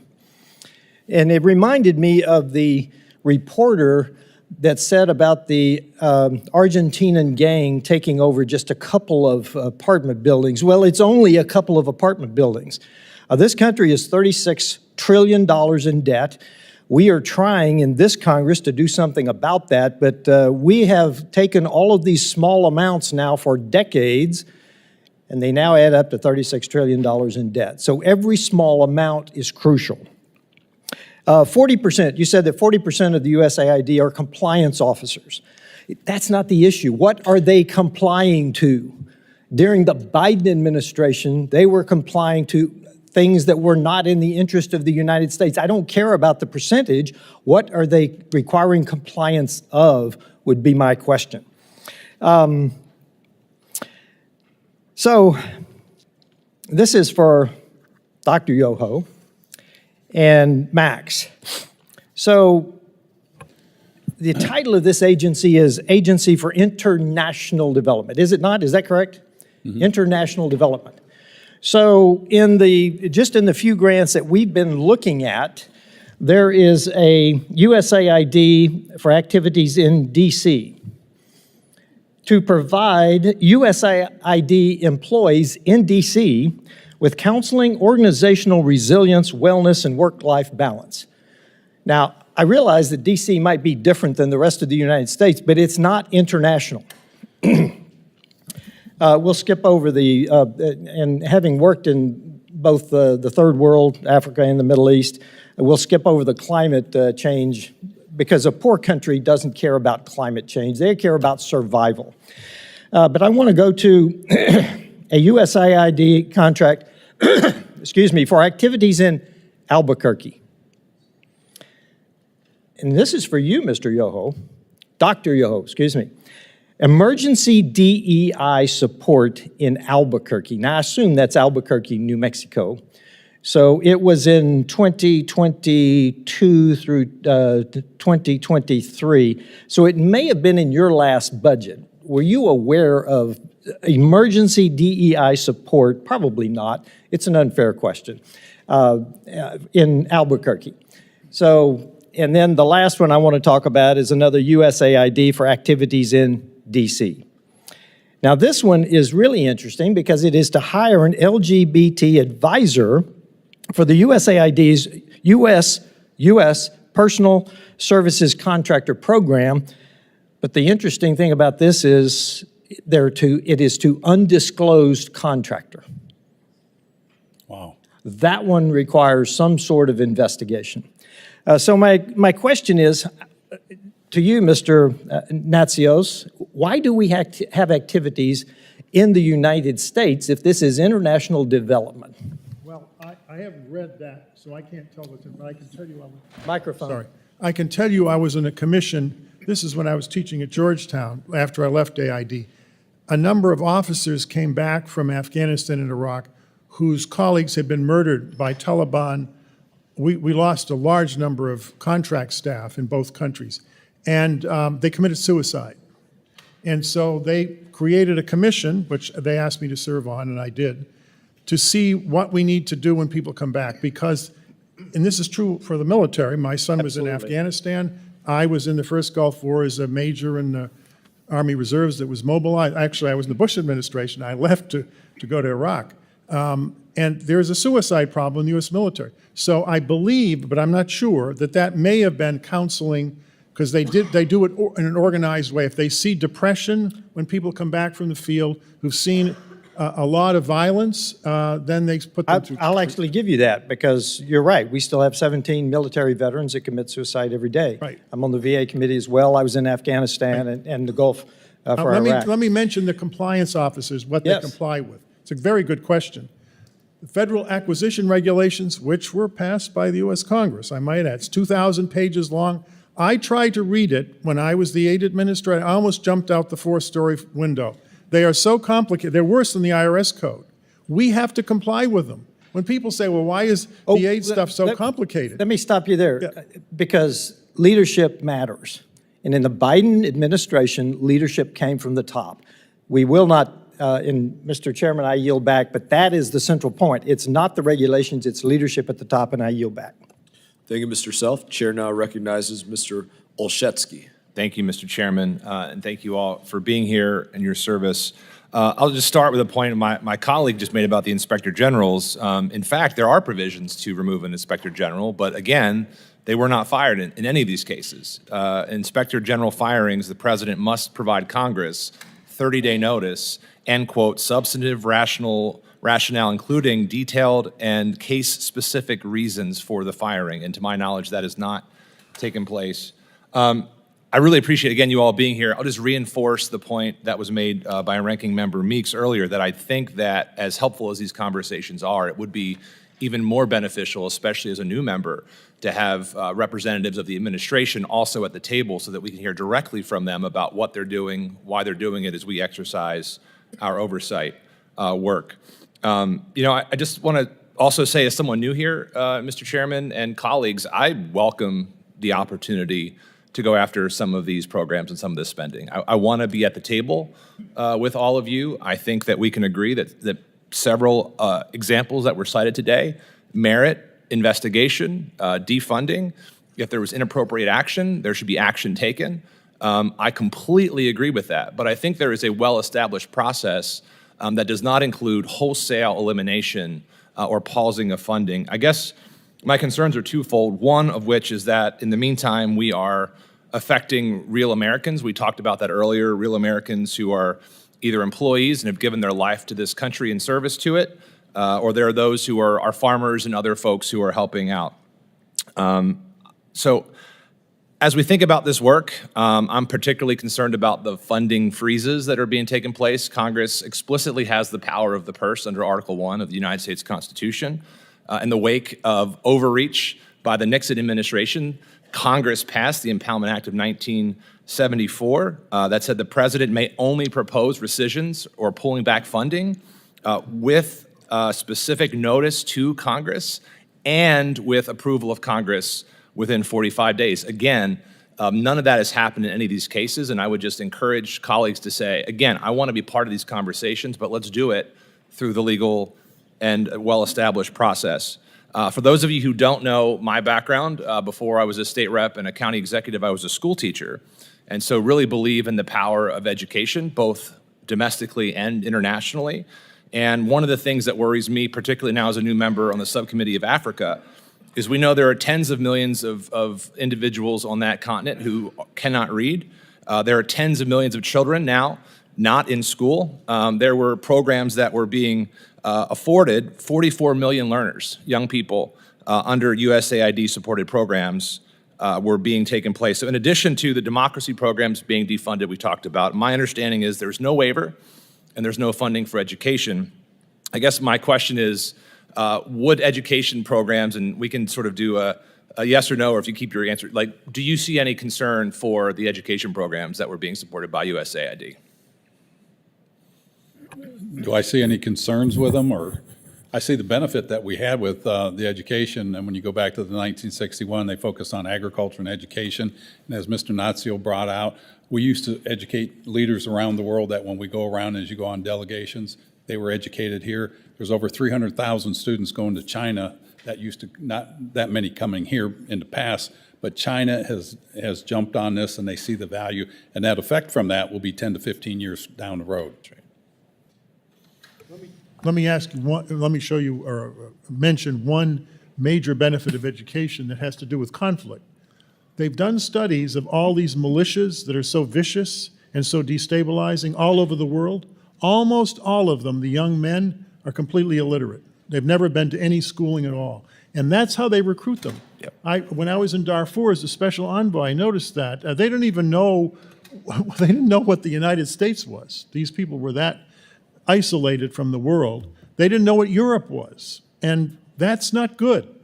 It's destabilizing, and it affects us when these groups start attacking. Sometimes they attack Americans. Yes. So. Just reclaiming a little bit of time. I completely agree with both of you. Thank you for that response. I think as we think about economic development, as we think about world security, people are less likely to endorse political violence, to join those when they are educated. And so, as we're taking that step, I would just welcome, particularly you, Administrator Natsios, how you would go about through a legal framework if you were working in the position currently, if you could follow up this committee, how you would go through and actually make those changes to programs that are of concern without jeopardizing all of those other actions. Well, you can put some of it in statute, and I certainly would, but part of it is the two parties working together, which is, when I was in office, the two parties they supported aid, and they helped me a lot, I have to tell you. And when we needed support, I got more support sometimes from the Hill than I did from the other branch. I'll say sign me up and amen to that. Thank you, Mr. Chairman. I yield. Thank you, Representative Olszewski. And I would just say that the authority for Secretary Rubio to consolidate, reduce, eliminate, it does fall, though you were not here, in a law passed in the 2024 appropriations, SFOPS appropriations, section 7063, where you can expand, eliminate, consolidate, downsize, cover department agencies, expand or reduce the size of permanent civil service, foreign service, the list goes on and on. And again, I would also remind everybody that all but 3 Democrats voted for that, that are on this committee that were here at the time. And I now recognize Representative Moylan.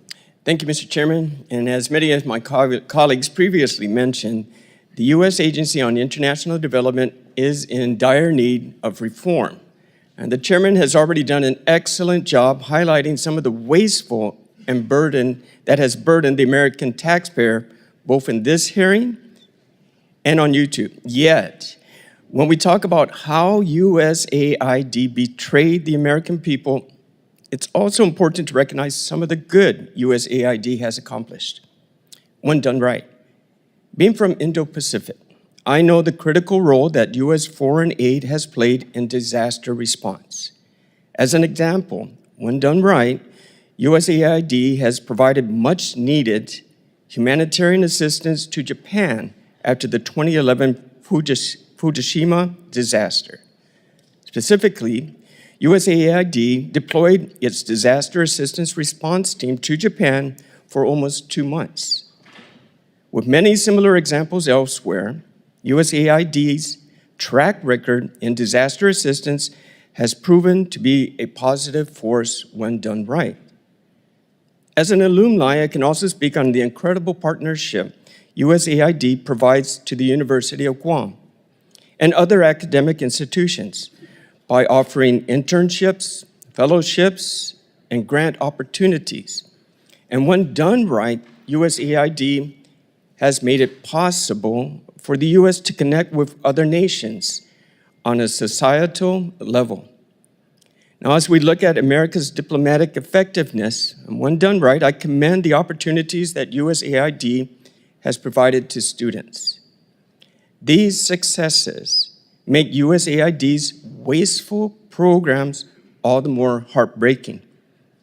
For every stride the agency has made to prevent disease, they fund drag shows. For every country they have helped after disasters, they fund DEI seminars. My hope is that Secretary Rubio maintains what works, but hopefully it's clear that USAID needs to change. Dr. Yoho, your previous foreign affairs legislation highlighted the strong relationships between the U.S. and partner nations in Pacific and Asia. Where do you think USAID succeeded in this region, and where do you think it needs to improve? I think where it's succeeded, there's multiple examples of that. You look at the work they've done with organizations like CEPI or in the food programs and the educational programs like you brought up. Those create goodwill that make us stronger. Programs like we've heard talked about today drives nations away from us, and if they drive them away, it makes us weaker. So we need to focus on those. I work a lot in the agricultural sector my whole life as a veterinarian, and working on food security and taking that knowledge and going into the island nations, or whether it's in Africa, wherever it is, teaching them our best practices that we've learned, and then teaming up with aid, USAID, to carry these out and then wean these countries off.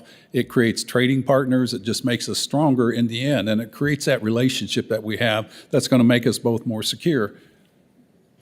Thank you. For Mr.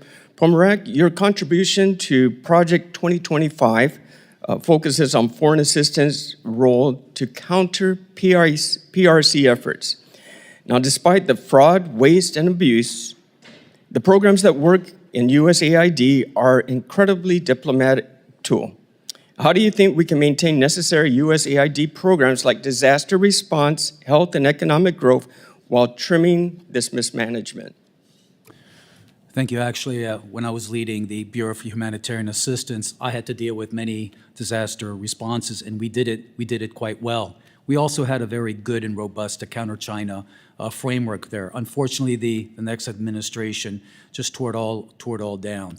I think when we're talking about how do we prevent losing the good by taking away the bad, that we have to regain the trust of the American people. And right now, the more they learn, the more they're distrustful. That's why I think this review, this pause in review, is very important so that the American people can feel that, no, all of this bad stuff is gone. Thank you. Thank you. And for my final question, Mr. Natsios, if you can, could you please explain some of the challenges associated with the Pacific and Asia time during your tenure, please? Well, China was not as big a threat when I was in office. In fact, Hu Jintao was very helpful in getting the Sudanese government to be responsible, because President Bush called him and asked him. And China was liberalizing then, and that's been reversed by Xi Jinping. I think Xi Jinping, I shouldn't say this, but it was a disaster for China. I think Hu Jintao, if they followed the route he was taking, China would not be what it's doing now, and I think it's really sad. The Asian countries feel very threatened. I was just in Bangkok, I think it was in October, and we talked to, my delegation talked to a prominent political scientist, and this is what he said. And there were Chinese in the room when he said it. He said, "We love America, we love freedom, but you're unreliable. You come in, you come out, you leave, we can't predict what you're doing." Thank you very much. And the Chinese are always here. Thank you. Mr. Chairman, thank you. Thank you, Representative Moreland. Chair now recognizes Representative Jackson. Thank you much, Chairman. I think it's important to hear the voices of employees directly impacted by this administration's effort to dismantle USAID. One foreign service member recently filed a declaration declaring how the chaos created by these abrupt actions of USAID being shut down jeopardized his and his family's safety during the recent evacuation from the DRC. I ask unanimous consent that his account be entered into the record book, Mr. Chairman. It's a harrowing account of we've left our employees abroad stranded because of the rashness of this decision. I have this entered into the record, Chairman. Mr. Primorac, thank you, and thank you, Mr. Yoho and Natsios, for coming out today. Mr. Primorac, you've written extensively in Project 2025 about your critique of USAID. May I ask you, do you work with any of the members of DOGE or DOGE? How do you pronounce the name of the committee? No, not at all. No communication whatsoever. Do you know the pronunciation of that organization? I just call it Doge like others do. Okay. Is it a private firm or is it a government entity? It's a government entity, and the people working for it are government approved. It was formed by who? The President of the United States. And how is it funded? I understand that most are working for free, but any other costs are going to be covered by the U.S. government. If they're working for free, who's paying them? Are they employees of Mr. Musk? I have no idea. Okay, I just know that you have an extremely close working relationship with the organization. And how many years have you worked in foreign affairs and in foreign aid? About 35 years, different capacities from NGOs as a contractor, State Department, working for the Office of or for the Vice President, and also directly with USAID. Thank you. Is there anything that a 19-year-old could tell you about USAID that you don't understand from your years of experience? My understanding is that they're technical staff. Can any of those 19-year-olds teach you something that you don't understand about USAID? In terms of anything to do with data overview and looking at things, I'm just clueless, sorry. Okay, well, thank you so much. I think it, and for the record, I'd like it to be clear that you and I would probably have a difference of opinion on what diversity means. In this African American History Month, Mr. Frederick Douglass had written an article and a speech regarding composite nation, that this is a land of many different cultures, races, ethnicities that have all come to call this great land home. And if we're looking at the future of Africa in the year 2050, being 1 in 4 human beings on Earth, that there should be a push for cultural diversity, expanding how we reach out to people. And so when we talk about America and USAID betrayal, I'd like to put the eye on DOGE. Not one member on this panel has had anything to say or do with the cuts of food. And let it also be entered into the record at this moment, the irony of the richest man on earth taking food away from the poorest humans on this earth. Let it also be entered into the record that the most powerful man on earth is denying food assistance, medical assistance, malaria vaccinations to the poorest people on earth. We don't need to operate in this chaotic manner. I would like to ask Mr. Natsios, how should this project work? How should we be convened today that would make this more productive? Sorry. This is a more radical proposal, but I had proposed this in Foreign Affairs some years ago.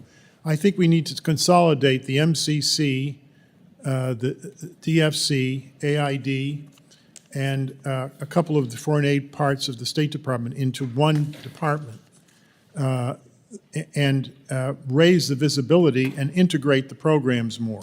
I don't think, for example, there be a representative for the DFC and the MCC in each country that they work in. They can have the aid mission do that.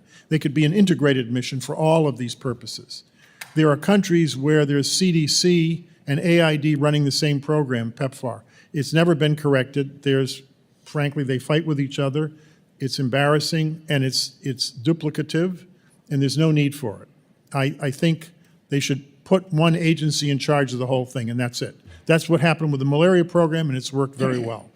The third thing I would do is decentralize. Now, with what's going on now, no one will agree to this, but the literature on bureaucratic processes, James Q. Wilson, my favorite writer, who's, by the way, a conservative, he says decentralize every administrative function at the lowest level where people have knowledge of what's going on. You have to have oversight in Washington.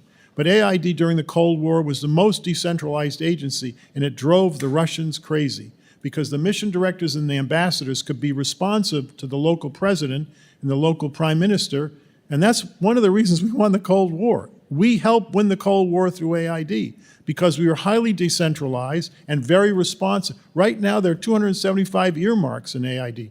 We tell the country what, because we don't have any choice. The whole budget, there's no flexibility in the budget. Thank you, gentlemen, and I yield back. Thank you, Representative Jackson. I would wonder how many transgender operas they funded during the Cold War. Probably not many. Chair now recognizes Representative Biggs from South Carolina. Thank you, Mr. Chairman. I appreciate your efforts in organizing this important hearing, and thank you to our witnesses for your testimonies today. So today's hearing has provided a target-rich environment of examples of funding allocations that, while perhaps they were intended for worthy causes, in my opinion, they raise serious questions about our priorities and where our focus truly lies. These include, and we've mentioned many, but just to name a couple others, $3.3 million for being LGBTQ in the Caribbean, and $37.6 million for sex workers, their clients, and transgender individuals in South Africa. While I acknowledge the complex global changes USAID seeks to address, we must ask a fundamental question. Are we truly fulfilling our responsibility to the American people when we allocate tens, if not hundreds of millions of dollars for programs abroad while neglecting critical, and yes, I said critical needs right here at home, just like districts in South Carolina's 3rd District, which I represent? I struggle to explain to veterans in Newberry County who's fighting to find a job why our resources are directed overseas to programs that don't enhance our national security instead of supporting his career prospects. We've mentioned health care. I watched a veteran with his face in his hands sobbing because he couldn't get health care needs met. We've talked about the mental health needs that he couldn't get met. And he said to me, I feel like I'm a hamster in a wheel. I can't get out of the process. I find it difficult to justify to families in Greenwood that are facing mounting medical bills while resources are being spent on programs abroad, when those funds could expand access to vital healthcare services in their own community. I question how we can prioritize funding initiatives overseas, when we have cybersecurity vulnerabilities in Anderson County that threaten local businesses and critical infrastructure. For those of us who are guided by Christian values, the principle of charity begins at home. It resonates strongly with me. While we are called to care for all of God's children, there is also a natural and an understandable inclination to prioritize the needs of our immediate community, our fellow citizens, and those within our own nation. Let me be very clear. This is not about abandoning our global responsibilities. It's about investing in the very foundation of our nation, our communities, our families, and our future. It's about ensuring that the hardworking people of South Carolina's 3rd District and all across the nation are not left behind while resources are directed to woke programs that do not advance American interest. So my question to our witnesses is very simple. What went wrong, and why did the oversight measures fail to prevent taxpayer money from being spent on wasteful programs that don't put America first? Accountability and transparency, and it's this body, and I was a part of this body, we didn't do our job, is what I feel. The American people sent us up here to do something. We hear the IG reports, this person that got fired, he got fired, he was the IG, made a report, gets fired. There's an IG report every year. we don't act, and if we don't act, this is what happens. You know, we complain about everything that's bad, and then we don't act, and then when somebody like Trump comes in, and there'll be somebody after that, and when they come in and they do this, we get upset. You know, we've got to fix Congress. That's why people send us here.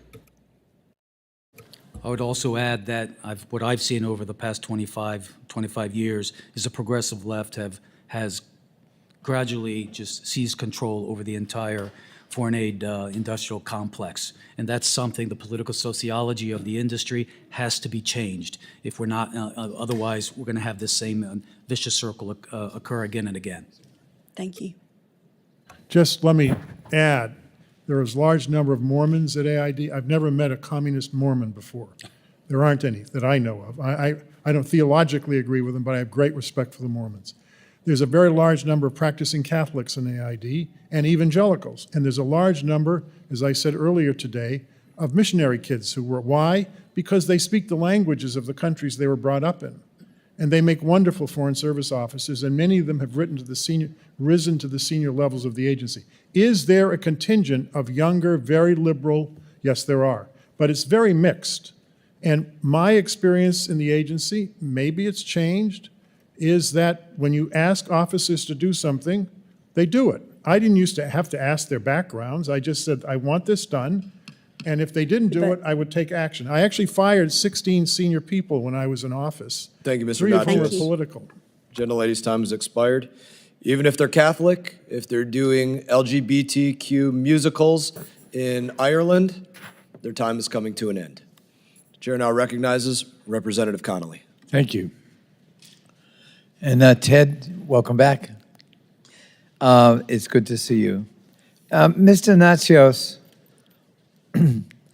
when you were an administrator, did you oversee an agency that was rife with LGBTQ dances in Ireland and, I don't know, condoms to the tune of 2 million in Gaza and all kinds of iffy, marginal, flaky projects that were funded with U.S. taxpayer money, bringing dishonor to the United States of America?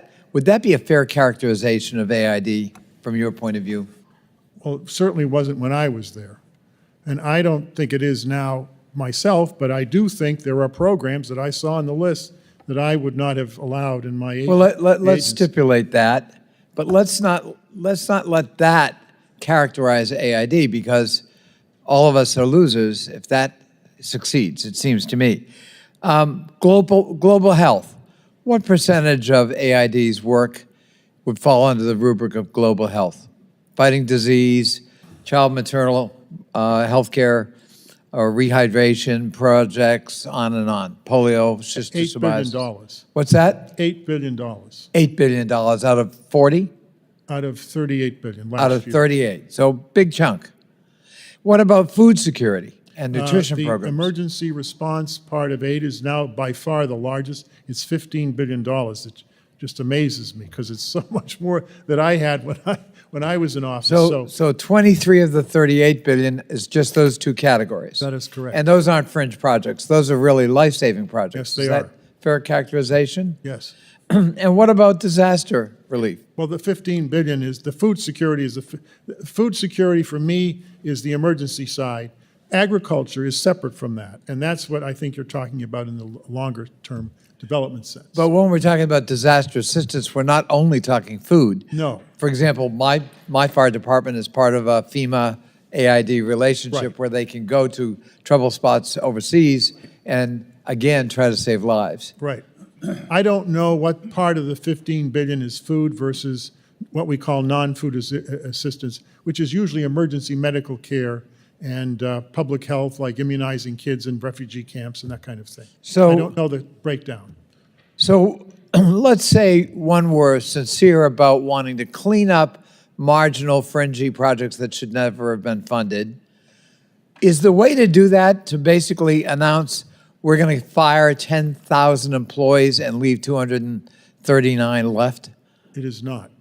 And what would be the consequences of depopulating the agency to the tune of 10,000 out of 10,239 employees? My experience, I've run 7 institutions in the last 50 years now. The 8 officers that I work with were among the smartest and the best managers that I've worked with, and the most creative, because the circumstances they deal with in the developing world are very challenging. I think losing career people is like losing the cadre of the military officers. It's a disaster for the United States. And the chairman seems to be under the impression that the appropriations bill provides blanket authority to Secretary of State Marco Rubio. I beg to differ. My view is that ultimately AID was established by statute in the Foreign Assistance Act of 1961 as amended. And if you want to dismantle or fold it into another organization, you must get statutory authority from the United States Congress, and we certainly will fight that out. Final point, Mr. Natsios, and maybe Ted Yoho, you may want to comment as well. I'm worried about the vacuum being created by these actions, that China is going to waltz right in there. They're already big actors. Now we, the United States, are going to make them even more so, and I struggle to see how that's in an American interest. Why don't you comment? It's going to drive people closer to China, Russia, the adversaries, and we see this. But I saw that before, too, with the programs. I had one of the past presidents of Ghana say that if we want aid, but if we have one party from the United States in power, they have a short list. If we have another one, it's a long list. He goes, if we go to China, they say, here's your money. But they said this, I would rather do business with the United States. That's something that we can take advantage, and we need to focus on those things, because that makes us stronger, safer, and more prosperous, not just here, but in those other countries. We need to get back to the basic mission here. Thank you. Thank you, Mr. Chairman. Thank you, Representative Connolly. Gentleman from New Jersey, Representative Kane is recognized. Thank you, Mr. Chairman. And thank you to our witnesses for being here today. America is spending $40 billion in foreign aid, yet much of that money never reaches the intended recipients. Instead, it gets caught up in bureaucratic inefficiencies and organizations that have not always been transparent with the American taxpayer. A USAID report published in June of 2023 under the Biden administration noted that just 1 out of every $10 reaches the actual people in need abroad. A recent study by the Middle East Forum revealed that USAID awarded $164 million in taxpayer funds to extremist organizations, including $122 million to groups linked to designated terrorist entities. I believe that my colleagues here would agree that this reckless spending has drifted from American interests and instead has benefited foreign interests. It is time that we commit to cutting waste, fraud, and abuse in government funding on programs and initiatives that do not align with American values. American people deserve to know where and how the money is being spent and how they align with the U.S. interest. Mr. Yoho, should this reorganization include a comprehensive forensic audit of USAID spending over the past 4 years, how should this audit identify waste, fraud, corruption, and programs that may have undermined U.S. foreign policy objectives? Absolutely, but I mean, you could go back years. But it's a great opportunity for bipartisan leadership conducing oversight and defining the priorities and the parameters of future USAID assistance programs. That leads to the certainty that where we're not wavering. It creates continuity in our programs, and it makes us stronger. Yeah, as you were just, I'm sorry, go ahead. And it must be done in a bipartisan effort. If not, it'll go away with it when tides change. Well, as you had just said in your previous answer to another question, you're right. The best policies here and abroad are consistent over administrations. Sure. They are transparent with the American people as well as people looking from abroad. And so having that bipartisan strategy and consistency is extraordinarily important. What are ways that you think that we can ensure that they are consistent over time, these policies? I ponder that. And if you look at, we'll just take the JCPOA and the Paris Climate Accord. President Obama put us in both. President Trump took us out of both. President Biden put us back in both. President Trump takes us out. Stand on the sidelines as another nation looking in at America. They're like, these people don't know what they're doing. We have no confidence that we're exuding. Congress, I think, can direct it as this is the policy of the United States of America and give leeway to the executive branch in times of emergencies. But if we don't have a policy of the United States versus a Democratic Party or a Republican policy, and that's the spoils of winning an election, but they should also focus on what's best for America instead of what's best for a party. And until we do that, we're going to go back and forth on this, and it's up to us and, of course, the American people. And so how would you, if you were structuring this legislatively and making sure it's bipartisan solutions that's consistent over time, how would you structure that under your best vision? I think it's just getting consensus and building a bipartisan movement in this, and you've got a great opportunity. This Congress has an opportunity you haven't had in over 40 years with the Supreme Court ruling on the Chevron deference case. The Chevron deference, when that came into effect, allowed the administrative agencies to have all this power. All right, that's been repealed. Congress can go ahead and move forward and say, this is what an agency may do. This is what they shall not do. And if we don't do that in a bipartisan way, it's going to go right back to these agencies, and Congress has allowed their powers to be usurped again by administrative agency, and you have administrative law. And as we're doing that and constructing it, how do we ensure that taxpayer-funded aid does not fall into the hands of corrupt governments, terrorist organizations, or entities that are hostile to U.S. interests, Mr. Yoho? Define the mission of what you want, and then you have to have that oversight, as Mr. Natsios brought up. You got to approve these things, and you have to have it done now. And I think there should be an immediate review after this stuff. You know, with when you send out a check, you want to get it back. The IRS makes us do that and be accountable for our taxes, and I think we should do the same thing in government programs. Thank you, Mr. Yoho. I yield back my time. Could I just add one thing in terms of a suggestion? Gentleman's time has expired, so maybe in another round. Thank you. Thank the gentleman from New Jersey. Representative McBride is now recognized. Thank you, Chairman Mass. It's a privilege to serve on this committee with you and Ranking Member Meeks. It's also an honor to be here for my first Foreign Affairs Committee hearing. I am looking forward to working alongside each and every one of you in a bipartisan manner in support of U.S. interests. Unfortunately, right now, we are seeing a partisan attack on USAID, one of the most effective tools of American leadership and our national security. By gutting this agency, President Trump is not just turning his back on our global commitments. He's undermining American interests and our security. And he is causing unnecessary deaths. If President Trump can get away with gutting USAID, he can do it anywhere.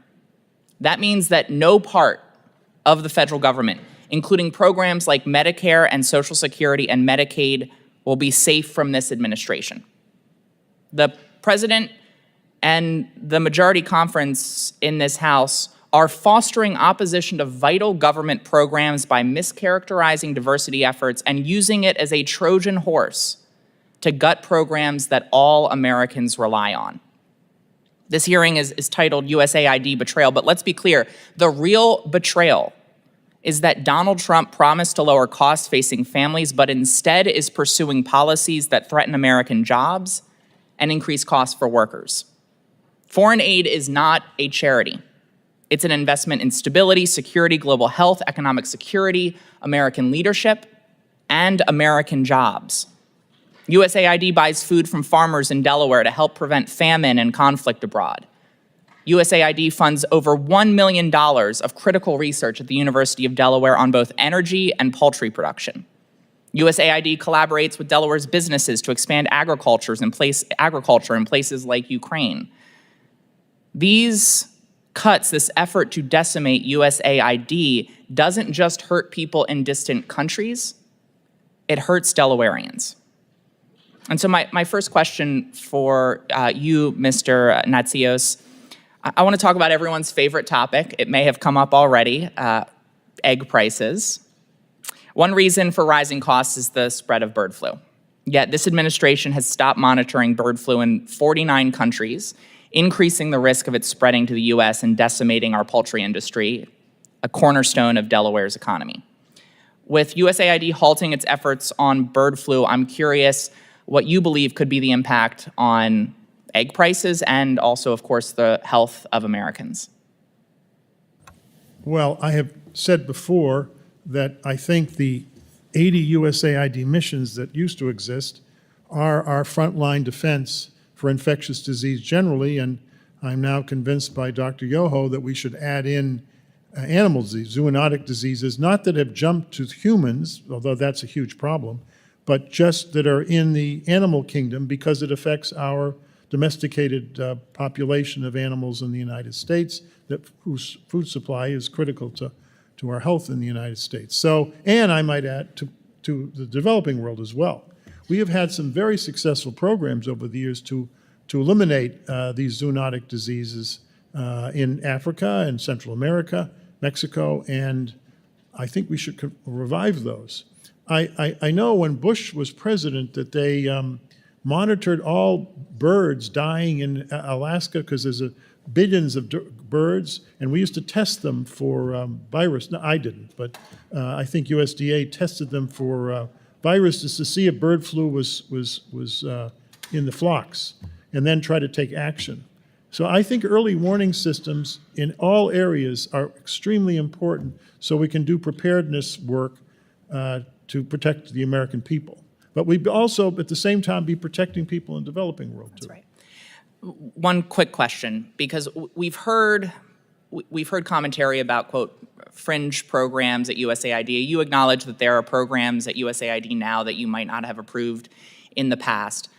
I think we've already seen that there have been most gross mischaracterizations of programs, that there have been outright mistruths said about USAID programs right now, and that many of the sort of most outrageous things that we're hearing turn out not to be accurate. And you led, and I'm running out of time, but you led USAID when PEPFAR was created under President Bush. I'm curious if you believe that there are elements of PEPFAR which have saved 25 million lives globally, that there are elements of PEPFAR that could be mischaracterized and sound a bit outrageous. I suppose there are. I actually wanted to include more local input into how they structured and how we structured the program in each country, because it's very standardized. And I'm not into central standardization in aid programs. I'm a decentralist. I guess I'm a federalist, you'd say, and I believe all development is local and that we should allow the countries more discretion as to how we structure the PEPFAR program. But I lost that battle 25 years ago, 23 years ago. If it were reauthorized, I'd add a lot more local discretion in terms of structuring the program. Representative's time has expired. Chair now recognizes Representative Radwagen. Thank you, Mr. Chairman. Talofa lava. I want to thank the three of you for testifying today. Congressman Yoho, it's good to see you. I want to thank you for all the good things that you've done in the region. You've been a true friend of the Pacific. In the past 2 weeks, independent Samoa and the Cook Islands have signed deals with the PRC. With Kiribati to the north, independent Samoa to the west, the Cook Islands to our east, my home district of American Samoa is now surrounded on 3 sides by China-friendly nations. I have a couple of questions. During the Trump administration and the Biden administration, the State Department and USAID proposed that USAID take over and manage U.S. economic assistance and federal programs and services to the 3 strategically vital Compact of Free Association allies, namely Palau, Marshall Islands, and Micronesia. We have made sure that was rejected because Congress has been providing all such assistance to those strategic partner island people through Interior Department since 1961, including under COFA since 1986. Now that assistance is appropriated so that Interior continues to actually administer these funds and programs under COFA for the next 20 years at least, and that will continue until Congress changes it. Does state and those who have or will be exercising USAID authorities understand that COFA economic assistance is not discretionary grants, but usually agreed to obligations that secure the highest level of strategic interests of the U.S. in the Pacific? Mr. Natsios? Any one of you are free to answer. Turn your mic on, please. Could you just repeat it? I couldn't quite hear your question. I'm running out of time now. I don't know whether the chairman will let me roll that back a bit. During the Trump administration and the Biden administration, the State Department and USAID proposed that USAID take over and manage U.S. economic assistance and federal programs and services to the three strategically vital Compact of Free Association allies, namely Palau, Marshall Islands, and Micronesia. We made sure that was rejected because Congress has been providing all such assistance to those strategic partner island people through Interior Department since 1961, including under COFA since 1986. Now that assistance is appropriated so that Interior continues to actually administer these funds and programs under COFA for the next 20 years at least, and that'll continue until Congress changes it. Does state and those who have or will be exercising USAID authorities understand that COFA economic assistance is not discretionary grants, but usually agreed obligations that secure the highest level of strategic interests of U.S. in the Pacific? Congresswoman, I don't know a lot about how the program works now, so I don't want to render a judgment. I would have some outside group that all of you agreed to evaluate the Interior program and then ask AID how it might change it, and then you decide. But I wouldn't dismiss AID, but if you are really devoted to the Interior option, then you keep it. Thank you. My time is so brief, and you had me repeat a long question. I'm sorry. Congressman Yoho? Yeah, same question. Yes. The compact has worked pretty well, and I think you guys vote on it and you determine your destiny of what you want to do. I would use USAID or whatever entity comes back as a facilitator, but I would certainly engage DFC, MCC to do those structural projects that you need that really boost your economy down there. Do you think with the reforms for traditional USAID foreign assistance now underway, that the role of agencies like the U.S. government's Development Finance Corporation that was mentioned earlier will become more important as instruments of U.S. foreign relations? Or do DFC and similar agencies that harness private sector investment also need to be reformed? DFC was modeled after the Marshall Plan, which creates jobs in the private sector overseas instead of handing out grants. That can create markets for U.S. exports. Sure. So while we're promoting foreign investment in the U.S., should we also be promoting U.S. investment overseas to create jobs back here at home? What direction are we headed in this regard? It's imperative that we do that. We need to revamp the reauthorization of the DFC.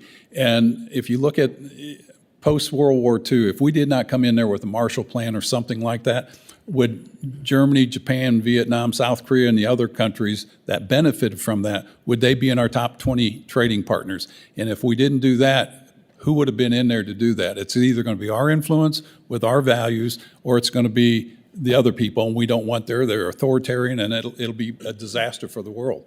Liberty and freedom will go away. Mr. Primorac, do you have anything you'd like to add? Communist China cannot compete with our private sector. It's massive. When you include our allies in Japan and elsewhere, it's overwhelming. China cannot come close. So DFC as that tool to be able to bring in that kind of capital power, I think is a perfect solution. Thank you. Mr. Natsios? Oh, Congressman? Do you have anything to add, Mr. Natsios? Gentlelady's time has expired. Gentlelady's time has expired. I think the DFC is Gentlelady's time has expired. Thank you, Mr. Chairman. Mr. Chairman, can we get a bathroom break? Can you Two hold of it? us are 70 plus. Can you hold it for two individuals or no?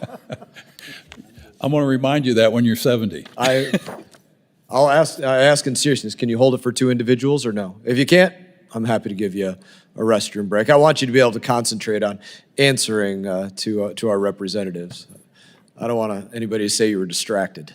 So, all right, we will continue. We will muster on once more into the breach, dear friend.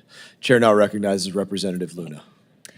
Chairman, for the record, I'd like to submit this letter saying that PEPFAR funding was actually resumed. I know there's been a lot of push saying that the Trump admin had actually cut it, but so ordered. Thank you. You know, I want to start out by saying initially I think the idea behind USAID was done with a good intention. However, we've come to find out that the agency has indeed, to a certain extent, operated in a rogue capacity. And USAID has absolutely broken the trust with the American people and not been transparent about where our taxpayer dollars are going. There's an individual by the name of Mike Benz. He actually served over at the State Department for a while, and he's been going on to expose a lot of what USAID has been doing, which, being a member of Oversight and being on this committee, I wanted to verify and see if he was telling the truth, which, much to my disappointment, he was. And I say that because I'm disappointed that our taxpayer dollars are funding some of these items. I mean, to just put this in perspective, in 2021, the Special Operations Command under Mark Milley, as chairman of the Joint Chiefs, put out an instruction manual, a vision for 2021 and beyond, that contained instructions and examples on how the military could work with the State Department, Intel Services, and USAID using race riots. Here's examples of some of the instruction manuals here, 1 and 2, in order to destabilize nations. In addition to that, they advocated for setting up job fairs near some of these riots so that disaffected workers could gain employment. Now, as a member of Congress, I ask myself, did anyone in USAID get elected to Congress? How about to a presidency?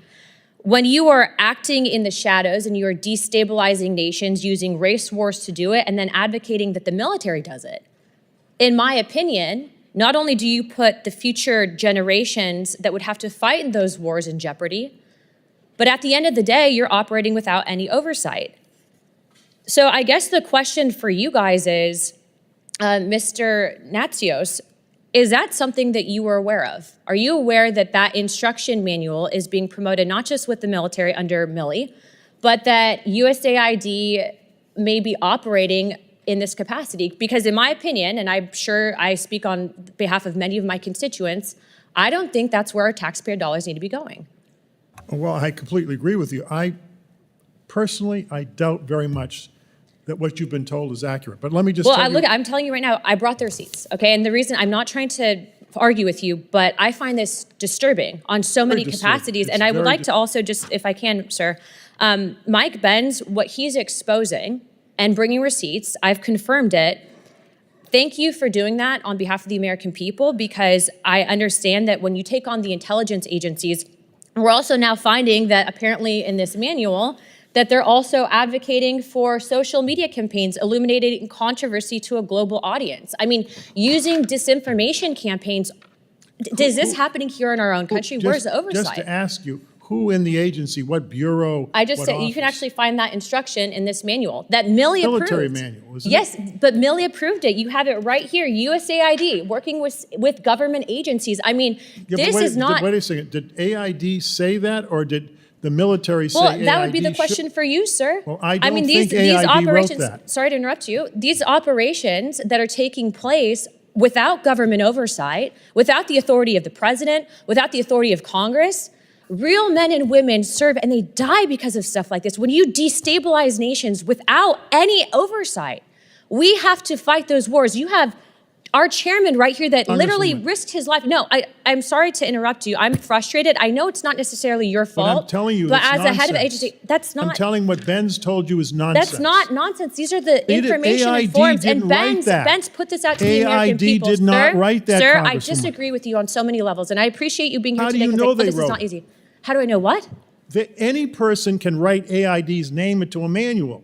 It goes on all Sir, the time. they are advocating that the U.S. military Not work the- with and not taxpayer-funded State AID. Department USAID funds to destabilize nations. That is Someone in unacceptable. special- I don't care who wrote it. USAID needs to come down and condemn it. They need to provide oversight to Congress on exactly where our tax dollars are going. And I know I might be at 17 seconds with our time, but sir, I hope that you agree. Can I, yes or no, do you agree that this is wrong, period? I Should think this the be military happening? should be held accountable. I think it's And should nonsense. USAID condemn it? Nonsense to Should suggest that USAID AID condemn wrote it? that. Should they condemn it? The military should. Should USAID also condemn this? Of course, we don't Thank you. comment. AID Chairman, I does yield not my time. comment on military Thank mandates. you, sir. Ladies, time's None of our expired. business.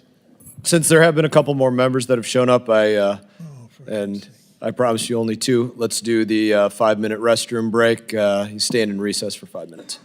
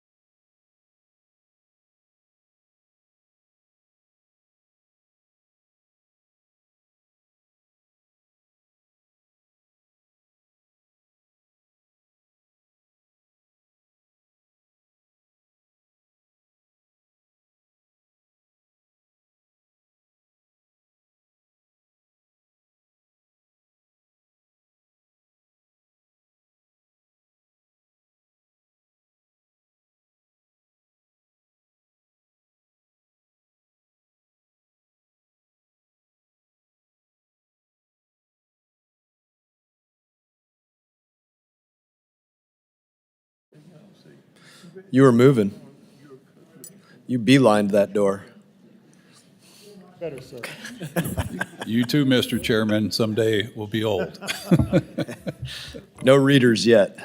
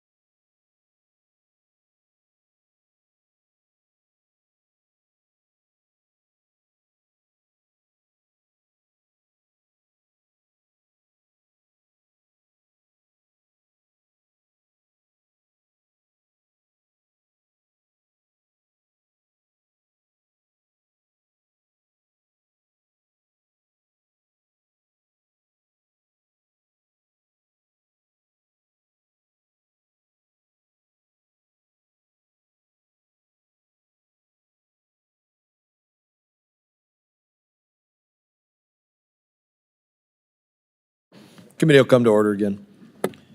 Chair now recognizes Representative Costa. Thank you very much, Mr. Chairman. I was here earlier in the hearing, and then we had votes, and I had a meeting to go to, but I'm glad to be back, although I seem to be walked into some of what seems to me was a surreal conversation. Mr. Yoho, it's good to see you again, having served with you, and our other witnesses, thank you for your service. Mr. Yoho, like you and I, we've had debates with our opponents in the past, and I always think that's good, but I have a line that I like to use when I think a person on the other side is straying from the facts. I say, you're entitled to your own opinion, but you're not entitled to your own facts. And now that I guess we have alternative facts, it doesn't matter. But I want to talk about this part of this discussion deals with oversight. And Article 1 of the Constitution gives not only us the purse strings, part of the purse string, but oversight. And I must say, in 20 years that I've been around here, I don't think that we do oversight as well as we should. And I have a real problem with this whole issue of hiring someone, or he's not hired, but to take over the role of what is this committee's jurisdiction and every other committee in Congress to do proper oversight, and then point the finger somewhere else, I think is an abdication of our role. Not only here in this effort, but also in advise and consent over in the Senate. But let's talk about the USAID freeze and I'm trying to understand where this administration is now coming with their policy and what I think is an illegal dismantling of the USAID, because we can make changes, we can make modifications, as we discussed earlier this morning, and we should. And this administration should put its imprimatur on its own foreign policy, as every administration does, whether I agree or not. But the oversight is our responsibility, not the executive branches. So let me ask you, in terms of China, which is our adversary, there's no clear strategy, it seems to me. The administration thus far is all over the place. Mr. Natsios, do you think the actions on the USAID freeze operations help us counter China and Russia? I've said earlier that I believe our aid missions are one of our greatest strengths because they're in the country and 2/3 of them are from the country. The Chinese do not have an aid system. They're in the field. They have a highly centralized system. Everything's done in Beijing. They have no oversight over their programs. So basically it's used as a tool, USAID, to project U.S. smart power, soft power, whatever you want to call it, and our influence abroad, right? That's right. It's not altruistic. It's in our national interests, right? That's right. Oh, and by the way, it benefits American farmers by a tune of about $2 billion, right, in purchase of American agricultural products, right? That is correct. In farm country, and I represent a significant farm district. I want to focus on Ukraine for a moment. USA allocated over $30 billion. The fund supported projects to stabilize the energy grid, as mentioned earlier, government efficiency programs, civil society groups. These efforts have bolstered and strengthened Ukrainian society in the last 3 years especially, and the resolve to fight back against Russian aggression. Russia, Mr. Yoho, is our adversary. Would you not agree? Agreed. And so for those who claim over the past 2 years to care about oversight on how the money is spent on USAID staff, how do you think these investments in civil society and development-based projects have helped to bolster Ukraine's fight against the Russian invasion, the hostile invasion? You know, there is a need on the humanitarian side with the food programs and things like that, health, medical, those kind of things. But I question the role of NATO. You know, why is NATO not there stronger than we are? Well, I'll give you some numbers, and we can do that offside, but really, when you add the EU support and NATO support, it's pretty close to what we've done when you look at the totality of the numbers. Let me go to another place, Armenia, that I've worked with over the years. USAID's played a significant role in helping. Armenia's wanting to turn to the West. Russia has abdicated its role under the treaty and sided with Azerbaijan. Mr. Natsios, were you involved with the support for Armenia when they found out, or Mr. Yoho, you care to comment about the precarious position they're in right now? you asking me? Yes. I'm sorry. Trying to remember if we had an aid mission there. It was not huge, but the relationship between Azerbaijan and Armenia, which is the problem you're talking about, Right. was stable then. It's not now. It's not now. And the Russians are deeply involved, and the Iranians. In fact, the Iranians almost went to war with Azerbaijan. In fact, I was told by one of our professors that they had actually started to put in military bridges from Iran into Azerbaijan. This is about eight or 9 months ago, and they're worried about a Middle Eastern war over it, because then Russia would have been drawn in, and Turkey would have been a catastrophe. I don't know what caused them to pull back, but they did. Well, my time's expired, but more to be discussed, and thank you for your testimonies today. Chair now recognizes Representative Issa. Thank you. And I want to thank Mr. Lawler for trading places with me and allowing me to go a little early. You know, this has been interesting because I've been in and out of here, but I've kept it on the television if I had to be out. We seem to have an agreement to disagree because I think we agree on the following. At least some of the programs that each of you have seen when you've gotten into it are wasteful, unnecessary, and or would be better reprogrammed to some other use. Can we all agree on that? So are we dealing more with a stylistic complaint here today that this administration has said, stop, go back to baseline, justify your programs, and we'll restart, versus, as Andrew did, you said 80 programs were stopped in a very short period of time, and that money was reprogrammed to better use. Many of the programs that were talked about here, and some of them did turn out to be State Department, so let's assume for a moment that we're really talking about state and USAID, and for that matter, maybe the XM Bank, maybe a lot of places that disperse our funds, have been used for purposes that the new administration rightfully objects to and has the power or the desire to reprogram. Can we all agree that that's the case?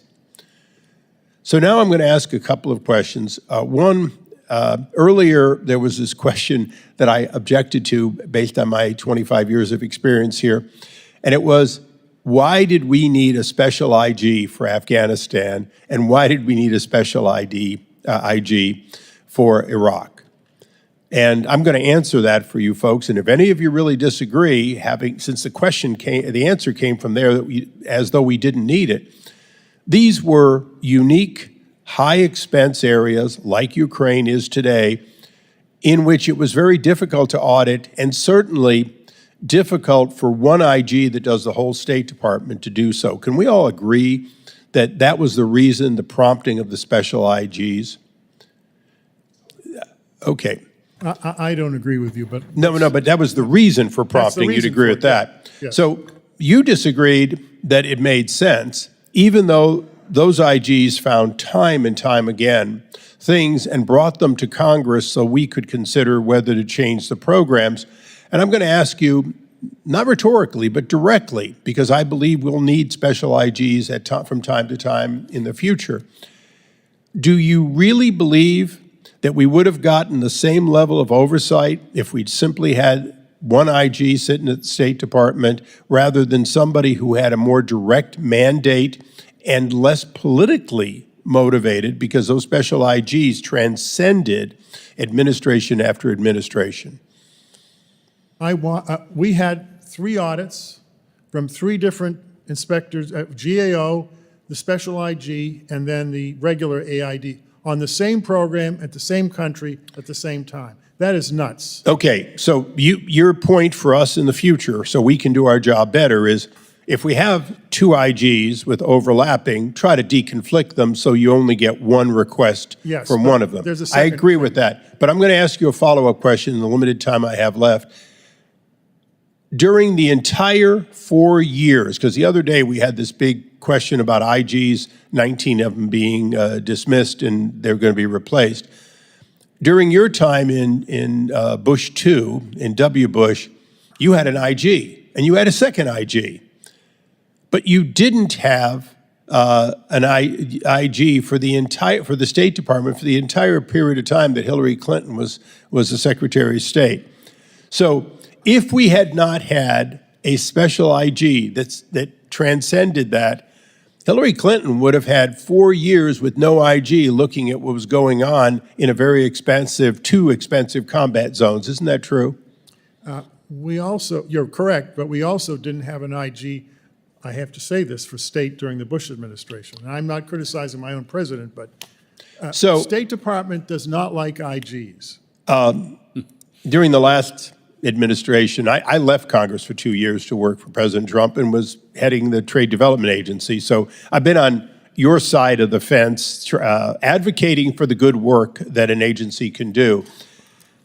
But my question to all of you is, don't we need more oversight so we don't have each administration coming in and saying, halt, we need to look at this? And wouldn't it have been better if, before we got to this point, Congress had been more aware sooner of the need for the kinds of changes we're hearing about here today? I have to agree 100% with you. You can get it report after report after report, but if you do not act on it, the report's worthless. Okay. I want to thank all of you, and again, thank my colleague from New York, and yield back. Thank you, Representative Issa. Chair now recognizes Representative Lawler. Thank you, Chairman. How many of you use some form of online banking and get email notices for your credit card statements? Have you ever had the moment where you get the email notice, you open it, you look and go, oh my God, what did I spend this month? And then you go check the online portal and you look and you see the itemization, you go, oh wow, I didn't realize that. That's what's happened here. Very simply, USAID has an important mission, and unfortunately, they have gone askew on that mission. PEPFAR is a program that I have been in strong support of, and 60% of the program is administered by USAID. It is a vital program. Humanitarian assistance, and when you think humanitarian assistance, you think food, you think shelter, you think supplies, medical supplies, you think testing for different types of diseases. Unfortunately, as we peel back the onion here, we're finding more and more that billions of dollars of taxpayer money are being misappropriated. And so what Secretary Rubio has done by putting a 90-day freeze in place per President Trump's executive orders is to have a comprehensive review. Now, during that review, they have granted a waiver for life-saving treatment and care and humanitarian assistance, inclusive of PEPFAR and food. And that's what they should do. Now, some of my Democratic colleagues will say, under what authority are they doing this? Well, Section 7063 of the 2024 appropriations gave the Secretary the authority to do this. And I would remind my colleagues that under the Clinton administration, Madeleine Albright tried to bring USAID under the control of the State Department. So this is not some new concept, and certainly USAID wouldn't have been in the crosshairs as much as it has been had the people working there abided by the order issued by the Secretary of State. Instead, they thought their judgment should be substituted, and that, in fact, they, as bureaucrats, unelected, have more authority than the elected president, Congress, or the confirmed Secretary of State. Now, when it comes to oversight, we had Samantha Powell in here last Congress. We asked her numerous questions. We asked her for information. And as is often the case, when Congress, as a co-equal branch, asks for information, the executive tries to stymie that. And because it was a Republican-controlled House, the Democratic White House, and Democrat-controlled USAID did not want to cooperate with these investigations. and requests for legitimate information. And so, frankly, in 3 to 4 weeks, DOJ has gotten more information than Congress ever could because the executive oftentimes refuses to cooperate. And for those saying there's no transparency here, how is it not transparent? You're hearing about it. It's being released. It's being reported upon. This isn't happening in the middle of the night. Now, one of the things we've uncovered is the fact that a congressionally appropriated fund, the Nita Lowey Middle East Partnership for Peace Act, and Nita Lowey being one of my predecessors, was a $250 million fund controlled by USAID. And it was set up for the purpose of cultural dialogue. And USAID, under this program, gave $3 million to tomorrow's youth. And the head of that has produced numerous anti-Semitic, anti-Israeli songs as part of this cultural dialogue. Now, given what has happened in the Middle East and given what happened on October 7th, do any of you actually believe that is a good use of American taxpayer dollars to promote anti-Semitic rap songs in the Middle East? Those are criminal activities that need to stop. I would add that any institution, university or otherwise, that is engaged in anti-Semitic behavior or stopped it on their campuses should be disqualified from getting any kind of foreign aid. Agreed. I agree, too. Well, that's what we're talking about, and that's what we're dealing with. And for those saying, where is Congress? We're here. We're having this hearing. We're providing this oversight. That is our role, but it is the role of the executive to manage the agencies and departments, and that is exactly what they are doing. And frankly, they have provided more information to Congress in the last few weeks than Congress ever got under the Biden administration. And the Biden administration is the one that approved that $3 million to go to an anti-Semitic rap artist to promote Jewish hatred. That is what we're talking about. That is why the 90-day pause was put in place, and that is why this nonsense needs to end. And with that, Mr. Chairman, I yield back. Good points. Thank you, Representative Lawler. Representative Jackson was hoping, he was advocating for you to get another 5 to 10 minutes. But I told him we have to move on to Representative McKenzie, our final person for questions. You are now recognized. And I appreciate the hearing that we're having today because it relates to some of the biggest challenges that our country faces today. And first is we have an economic crisis in this country. Millions of Americans are still struggling to make ends meet. We have $36 trillion of debt. We have a $1.8 trillion deficit. And so it is incumbent upon us as members of Congress to scrutinize every tax dollar that is spent. So I'm a little surprised when some of our colleagues here today want to diminish the fact that we are talking about $40 billion. It's still $40 billion of taxpayer money that we are talking about. And so USAID does provide, in some cases, very good services that advance our interests around the world and help others. And that's something that we want to maybe continue, but that should come before Congress. At the same time, we have seen illegal immigration devastate our country. That is the other big challenge that I believe our country is facing. We have had a wide open southern border where the Biden administration took their executive powers and used them to not build a border wall. There were funds that were appropriated through Congress to build a border wall. I was down on the southern border. I saw the equipment laying by the side of the border, not being built. And so Mexican drug cartels were bringing in weapons and human trafficking and drugs right across our border, and there was nothing being done about it. So those are two of the biggest challenges that we face. We've heard about the absolute waste that is going on in USAID today. Total waste of taxpayer dollars, adding to our debt and to our deficit. At the same time, we have seen USAID has actually made some kind of attempt to stem illegal immigration, but it seems to have totally failed. And so I want to bring up, in 2021, USAID announced Centro America Local, a 5-year, $300 million initiative to pay local organizations in El Salvador, Guatemala, and Honduras to address the, quote, root causes of migration.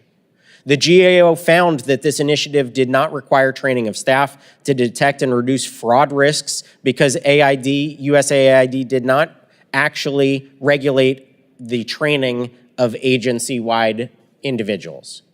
So we have money that is going to this cause. At the same time, we have people who in this chamber still want to fight us on building a border wall and border security. In fact, many of the members that were part of the longest shutdown in US government history over a border wall are still here. And we still hear about them saying that they may potentially shut down the government.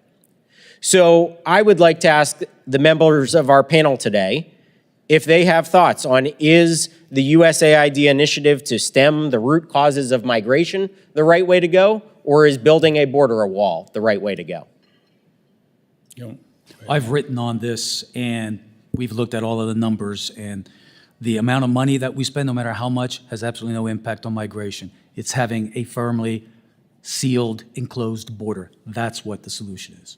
Well, thank you. I appreciate that response, and I agree with you. And so I look forward to, as we move through this Congress, providing funding for a border wall that will secure our country. And also, I look forward to scrutinizing every single dollar of the billions that are going out through USAID for absolute waste and programs which are not effective or efficient in actually achieving their mission. And so that is the prerogative of Congress, but the reason that we are having this hearing today is because of the executive branch shining a light on all of this waste and inefficiency. And so we can work in collaboration with an administration to provide for our American citizens safety, security, actually protecting and spending taxpayer dollars in an efficient and effective fashion, not putting our children and grandchildren in trillions of dollars of debt. I believe that we can do all of that, and we are going to do that this Congress and with this administration. So with that, I will yield back my time to the chairman, but I want to thank all of our panelists and everybody for today's hearing. Thank the representative from Pennsylvania. I'm now going to recognize Representative Jackson for any closing remarks that you may have. I'd like to thank you so much, Chairman Mass.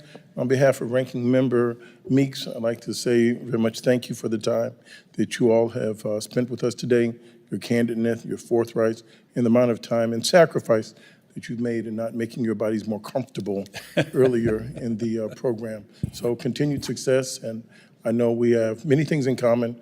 We will have continued success together, and we're going to continue to work for the best outcome for our nation, our great people. With that, I yield back, Chairman Mass. Great to work alongside you, sir. Thank you, Representative Jackson. I also thank the witnesses for their testimony on this important topic today. I have no doubt that we'll be speaking on this further. President Trump, in my opinion, is absolutely making America immeasurably stronger by gutting USAID and gutting the State Department forthcoming. He is making it clear that there is no more stupid social engineering programs that will continue. No more comic books for $50,000 or $50,000 trans operas. No more $800,000 job fairs in Bangladesh for trans individuals, specifically in a country where the average monthly wage is $220. These things come to an end. Asking the questions, are Americans better because that dollar came out of their pocket and went to these programs or not? That is a bar that we have to hold ourselves to. Should somebody working today have kept those dollars in their pocket instead of sending their dollars to programs like those? There's not a more important question that we could ask. Are President Trump and Secretary Rubio and Elon Musk and his team, are they eliminating waste? Absolutely yes. Are they making the system accountable where the buck stops with Secretary Rubio? Yes. Secretary Rubio is in fact encouraging important life-saving programs to continue. America is significantly stronger every minute the wasteful programs are ended, and we are weakened every minute that they are allowed to continue. We gave the Biden administration and my Democrat colleagues the chance to work on oversight. One easy example that I worked on personally would be the expansion of atheism in Nepal with $500,000 grants. My colleagues played the game, admit nothing, deny and lie about all of it, and make counter accusations. Even with all of the documents laid directly in front of them. That's what took place. We tried. They wouldn't do it. I know Americans are not stupid. They know there is no value for them in a $100,000 DEI survey in Ghana.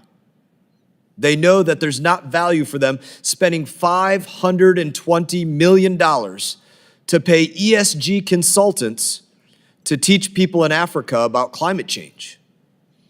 Also, what is extremely telling to all of us is the amount of grant recipients who are not asking for waivers. They know that the gig is up and do not even want to try and justify what it is that they had been doing, the way that they were grifting off of Americans who are going to work each and every day.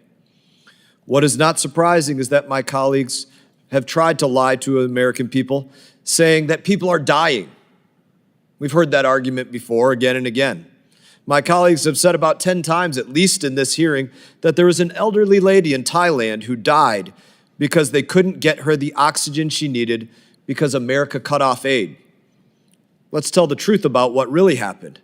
The NGO who was providing oxygen, International Rescue Committee, known as IRC, their CEO, David Miliband, has a salary of about $1.2 million a year. That is the theft, the larceny that's going on at USAID, where the grants, while even possibly life-saving grants, are paying for high salaries for former British members of parliament. Parts of PEPFAR have been approved for waiver because it provides life-saving medication to people who need it.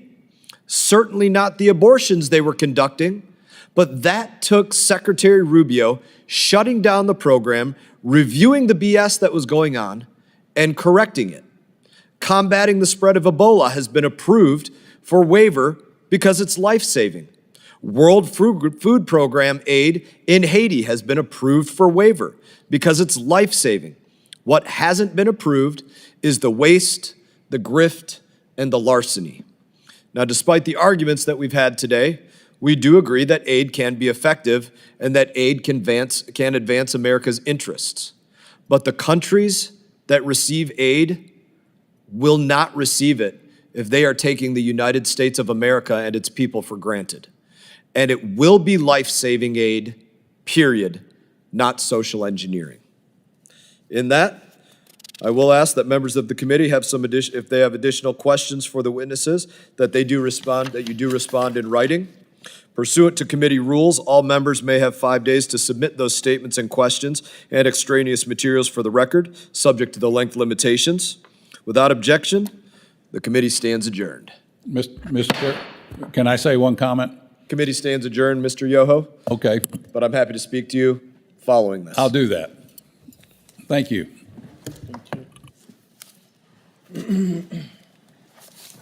Travel safe, brother. And my friend, I wish you the best. God bless.